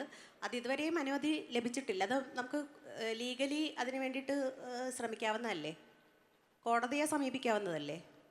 എനിക്കതിൻ്റെ മുഴുവൻ കാര്യങ്ങൾ അറിഞ്ഞുകൂടാ, ഞാനത് ഫോളോ ചെയ്തിട്ടില്ല. പക്ഷെ എന്തു തന്നെ ആയാലും ഒരു സാഹിത്യകൃതിയെയും അങ്ങനെ നിരോധിക്കാനോ നിഷേധിക്കാനോ പാടില്ല എന്നുള്ളത് തന്നെയാണ് എൻ്റെ വ്യക്തമായ അഭിപ്രായം. ഇതിനപ്പുറം എനിക്ക് അതിനകത്ത് തീരുമാനമെടുക്കാനുള്ളൊരു അധികാരം ഇല്ല ഇപ്പോൾ. അങ്ങനെ ആയിരുന്നെങ്കിൽ എന്ന് ഞാൻ ആഗ്രഹിച്ചു പോകുന്നു. എനിക്ക് ചോദിക്കാനുള്ളത്, പറയാനുള്ളത് ആരാച്ചാർ എന്ന നോവലിനെ പറ്റിയാണ്. ഈ ആരാച്ചാർ ഞാൻ വായിച്ച് കഴിഞ്ഞപ്പോൾ ഞാനത് ചിന്തിച്ചത്, ഇതിൽ ഓദറുടെ പേരില്ലെങ്കിൽ അതൊരു ബംഗാളി നോവലിൻ്റെ വിവർത്തനമാണ് എന്നാണ് ധരിക്കുക. അത്രയും എക്സലൻ്റ് ആയിട്ടുള്ള ഒരു റൈറ്റിംഗ് ആണത് ആയിരുന്നു എന്നാണ് എൻ്റെ അഭിപ്രായം. അത് എങ്ങനെ ഇത്ര താതാൽപ്യം പ്രാപിക്കാൻ ഒരു മലയാളിയായ മീരയ്ക്ക് എങ്ങനെ വേറൊരു സംസ്കാരത്തെ, ഇത്രയും വ്യത്യസ്തമായ ഒരു സംസ്കാരത്തെ ഉൾക്കൊള്ളാനും അതായിട്ട് താതാൽപ്യം പ്രാപിച്ച് ഒരു ബംഗാളി നോവലിനെ പോലെ അത് എഴുതാൻ സാധിച്ചത് എങ്ങനെ എന്നാണ് എൻ്റെ ചോദ്യം. രണ്ടാമത്, മനുഷ്യ മനസ്സുകളുടെ ഉള്ളിലേക്ക് കടന്നു പോകുന്ന മലയാളം എഴുത്തുകാരുടെ ഒരു പ്രത്യേകത, ഈ മനുഷ്യ മനസ്സിൻ്റെ അഗാധതയിലേക്ക് പോകുന്ന കഥാപാത്രങ്ങളെ പറ്റി അത് സാധാരണ ഉപരിപ്ലവമായ ചിന്തകളെ വരാറുള്ളൂ. ചിന്തകൾക്ക് പ്രാധാന്യം കൊടുത്തുകൊണ്ടുള്ള കഥാപാത്രങ്ങൾ കുറവാണ്. അത് മീര വളരെ ഇതായിട്ട് മനുഷ്യ മനസ്സുകളുടെ സങ്കീർണതകളിലേക്ക് കടന്നു പോകുന്നുണ്ട്. ഇനിയും എഴുത്തുകളിൽ അങ്ങനെ സംഭവിക്കട്ടെ എന്ന് ഞാൻ പ്രത്യാശിക്കുന്നു. എനിക്ക് അറിയേണ്ടത് എങ്ങനെ ഈ സംസ്കാരത്തെ ഇത്ര താതാത്മ്യം പ്രാപിക്കാൻ സാധിച്ചു, അതിനു വേണ്ടിയെടുത്ത എഫർട്ടുകൾ എത്രമാത്രം എന്നാണ്. സത്യത്തിൽ ഇന്നത്തെ ദിവസത്തെ ധന്യമാക്കിയ ഒരു സ്റ്റേറ്റ്മെൻറ്റാണിത്. Thank you so much. കാരണം വളരെ അപൂർവമായിട്ടൊക്കെയാണ് പുരുഷന്മാർ എൻ്റെ കഥകളെ പറ്റിയൊക്കെ നല്ലത് പറയുന്നത്. എനിക്ക് വളരെ സന്തോഷം തോന്നുന്ന ഒരു കാര്യം, എനിക്കതിൽ എഴുതി വന്നപ്പോൾ സത്യത്തിൽ ഒരുപാട് പ്രശ്നങ്ങളുണ്ടായിരുന്നു. എനിക്ക് ബംഗാളി അറിയില്ല, ഹിന്ദി പോലും നന്നായിട്ട് അറിയില്ല. ബംഗാളി അറിയുമായിരുന്നെങ്കിൽ ഞാൻ ആ പുസ്തകം ഇതിലുമൊക്കെ എത്രയോ നന്നായിട്ട് എഴുതുമായിരുന്നു എന്നുള്ളൊരു നഷ്ടബോധം എന്നെ എപ്പോഴും ബാധിക്കാറുണ്ട്. പക്ഷേ ഒരു മലയാളിയെ കൊണ്ട് കഴിയുന്നത്ര നന്നായി ആർക്കും കല്ലുകടി ഇല്ലാതെ അത് പൂർത്തിയാക്കുക എന്നുള്ളത് വലിയ ശ്രമമായിരുന്നു. അത് ആ പ്രായമായതുകൊണ്ടും അന്ന് കുറച്ചുകൂടി ആരോഗ്യം ഉണ്ടായിരുന്നത് കൊണ്ടും അത് സാധിച്ചു എന്ന് മാത്രമേ ഇപ്പോൾ പറയാനുള്ളൂ. ഇപ്പം ഞാൻ എഴുതുന്ന പുസ്തകത്തിൻ്റെ പശ്ചാത്തലം ഖസക്സ്ഥാനാണ്. ഖസക്സ്ഥാൻ്റെ ആ പുസ്തകം കാണുമ്പോൾ അറിയാം, ഇപ്പം ഞാൻ അത്ര എളുപ്പമല്ല എനിക്ക്, അന്നത്തെ പോലെ എളുപ്പമല്ല ഇത് ഈ പുതിയ പശ്ചാത്തലമായിട്ട് താതാത്മ്യം പ്രാപിക്കാം. പക്ഷേ ഞാനത് ശ്രമിക്കുന്നുണ്ട്. സത്യത്തിൽ എഴുത്തിൻ്റെ ഏറ്റവും വലിയൊരു സന്തോഷങ്ങൾ ഇതൊക്കെയാണ്. ഈ ആൾമാറാട്ടങ്ങളും വേഷപ്പകർച്ചകളും ഈ തരം ഒടിവിദ്യകളും ഇതും കൂടി ഇല്ലെങ്കിൽ എന്താണ് ഒരു എഴുത്തുകാരിയുടെ ജീവിതത്തിൽ ബാക്കിയുള്ളത്? കുറേ പുസ്തകങ്ങളുണ്ടാവും, കുറേ വായനക്കാരുണ്ടാവും, പക്ഷെ നമ്മൾ മറഞ്ഞു പോകുമ്പോൾ, എല്ലാം കഴിഞ്ഞ് നിൽക്കുമ്പോൾ ഇത്രയും ആളുകളായിട്ട് ജീവിക്കാൻ സാധിച്ചു, അങ്ങനെ അവരായി ഇല്ലാതാകാൻ സാധിച്ചു എന്നുള്ളതായിരിക്കും ഒരു പക്ഷേ എൻ്റെ സന്തോഷം.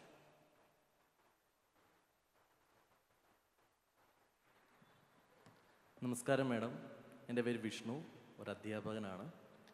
എനിക്ക് മാഡത്തിൻ്റെ ഏറ്റവും ഇഷ്ടപ്പെട്ട രചന ഓർമ്മയുടെ ഞരമ്പാണ്. ഞാൻ വായിച്ചു കുറേയധികം സമയം ആ ഒരു കഥയിൽ മുഴുകിയിരുന്നിട്ടുണ്ട്. എൻ്റെ ഒരു സംശയമല്ല, ആ കഥയിലൂടെ മുന്നോട്ട് വെക്കുന്ന ഒരു ആശയം എന്ന് പറയുന്നത് ഒരു കാലഘട്ടത്തിൻ്റെ കേരളത്തിൻ്റെ സാമൂഹിക വ്യവസ്ഥതയെ കൃത്യമായി അട്ടിമറിക്കാനുള്ള ശ്രമം, അല്ലെങ്കിൽ ആ മൂല്യവ്യവസ്ഥതയെ എങ്ങനെ കൃത്യമായി തകിടം മറിക്കാനുള്ള ശ്രമം മേഡം ആ ഒരു കഥയിലൂടെ മുന്നോട്ട് വയ്ക്കുന്നുണ്ട്. ആ തകിടം മറിച്ചിലിൽ നിന്ന് രചനയുടെ കാലഘട്ടത്തിന് ശേഷം ഇന്ന് ഇവിടെ വരെ വന്നപ്പോൾ നമ്മുടെ മൂല്യവ്യവസ്ഥയിൽ എന്തെങ്കിലും ഒരു പുരോഗതി ഉണ്ടായിട്ടുണ്ടോ മേഡം? ഇതാണ് എൻ്റെ ചോദ്യം. പുരോഗതി തീരെ ഉണ്ടായിട്ടില്ല എന്ന് പറയാൻ പറ്റില്ല. എനിക്ക് ഏറ്റവും സന്തോഷമുണ്ടായ ഒരു കാര്യം, ആ കഥയ്ക്ക് പ്രേരണയായ അമ്മയുടെ പുസ്തകം, ആ അമ്മയുടെ മക്കൾ മുൻകൈ എടുത്ത് 2 പുസ്തകങ്ങൾ പ്രസിദ്ധീകരിച്ചു എന്നുള്ളത് തന്നെ ആ കഥയുടെ ഏറ്റവും ആദ്യത്തെ സമ്മാനമായിട്ട് ഞാൻ വിചാരിക്കും. രണ്ടാമത്തെ കാര്യം, ഒരുപാട് അമ്മമാർ ഈ അടുത്ത കാലത്ത് ഞാൻ കാണുന്നു, ഒരുപാട് അമ്മമാരുടെ പുസ്തകങ്ങൾ, അവർ കുറിച്ചിട്ട നോട്ട്ബുക്കുകൾ പുസ്തകമാക്കാൻ മക്കൾ മുന്നോട്ട് വരുന്നു. അത് അവർ കുടുംബ സദസ്സുകളിൽ, അത് വലിയ പ്രസിദ്ധീകരണത്തിനൊന്നും കൊണ്ടുവരികയല്ല, പക്ഷേ അത് കുടുംബ സദസ്സുകളിൽ അത് പുസ്തകങ്ങളായി അച്ചടിച്ച് സമ്മാനിക്കപ്പെടുന്നു. അതൊക്കെ ഒരു വലിയ സന്തോഷം തന്നെയാണ്. എനിക്ക് തോന്നുന്നു ആ ഓർമ്മയുടെ ഞരമ്പിന് കിട്ടാത്ത ഏറ്റവും വലിയൊരു അംഗീകാരം അതാണ്. ഓരോ സ്ത്രീയുടെ ഉള്ളിലും എഴുതപ്പെടാത്ത കഥകളുണ്ടെന്നും എഴുതപ്പെടാത്ത കവിതകളുണ്ടെന്നും അവർ എവിടെയോ ഇതെല്ലാം കുറിച്ച് വെച്ച ഒരു നോട്ട്ബുക്ക് ജീവിതത്തിൽ ഉടനീളം സൂക്ഷിക്കുന്നുണ്ടെന്നുമുള്ള ഒരു ഓർമ്മപ്പെടുത്തലാണ്, അതിൻ്റെ ഒരു പ്രസ്താവനയാണ് സത്യത്തിൽ ആ കഥ കൊണ്ട് ഞാൻ ഉദ്ദേശിച്ചത്. അത് അതിൻ്റെ ദൗത്യം നിറവേറ്റിയെന്ന് എനിക്ക് വലിയ കൃതാർത്ഥതയുണ്ട്. അതിൽ വളരെ അത്ഭുതപ്പെടുത്തിയ ഒരു കാര്യം, ഒരു ഗുജറാത്തി ഫിലിം മേക്കർ, ഒരു പെൺകുട്ടി ഈ കഥയുടെ ഇംഗ്ലീഷ് പരിഭാഷ വായിച്ചിട്ട് അതിനെക്കുറിച്ചൊരു ഷോർട്ട് ഫിലിം ചെയ്ത്, ഒരു ഗുജറാത്തി പശ്ചാത്തലത്തിലൊരു ഷോർട്ട് ഫിലിം ചെയ്ത് അത് ഈ ഷോർട്ട് ഫിലിം ക്യാനിലോ മറ്റോ അങ്ങനെ ഏതോ ഒരു വലിയ ഫെസ്റ്റിവലിന് അയക്കുകയുണ്ടായി. അപ്പോൾ എനിക്ക് അത്ഭുതം തോന്നിയത്, ഒരു ഇന്ത്യൻ സ്ത്രീക്ക്, ഒരു മലയാളി സ്ത്രീക്ക് മാത്രമല്ല, ഇന്ത്യയിലെ ഏത് കുടുംബ പശ്ചാത്തലത്തിലും, ഒരുപക്ഷെ ഇന്ത്യക്ക് പുറത്തുള്ള കുടുംബ പശ്ചാത്തലങ്ങളിലും ഈ അമ്മയെയും ഈ അമ്മ എഴുതപ്പെടാതെ പോയ കവിതകളെയും അവരുടെ നോട്ട്ബുക്കിനെയും മനസ്സിലാക്കാൻ സാധിക്കുന്നു എന്നുള്ളതാണ്. അത് ഒരു വലിയൊരു മനുഷ്യാവസ്ഥയാണ്. അത് തിരിച്ചറിയപ്പെടുന്നു എന്നുള്ളത് ചെറിയ കാര്യമല്ല. നമുക്ക് അവസാനിപ്പിക്കാൻ തോന്നുന്നു. ഇനി ആർക്കും ചോദ്യങ്ങളില്ല എന്ന് വിചാരിച്ച് നമുക്കിത് അവസാനിപ്പിക്കാം. കൃത്യമായി സംഘാടകർ പറഞ്ഞ സമയത്ത് തന്നെ ഇത് തീർക്കുകയാണ്. ഒരിക്കൽ കൂടി ഈ ചോദ്യങ്ങൾ ചോദിച്ച് സംവാദം സജീവമാക്കിയവർക്കും ഏറ്റവും പ്രിയങ്കരിയായ മീരയ്ക്കും മീരയുടെ പുതിയ പുസ്തകത്തിനുമൊക്കെ എല്ലാ ആശംസകളും നന്മകളും നേർന്നുകൊണ്ട് ഇത് നമുക്കിവിടെ അവസാനിപ്പിക്കാം. നന്ദി, വളരെ സന്തോഷം. നന്ദി പാർവതി ചേച്ചി.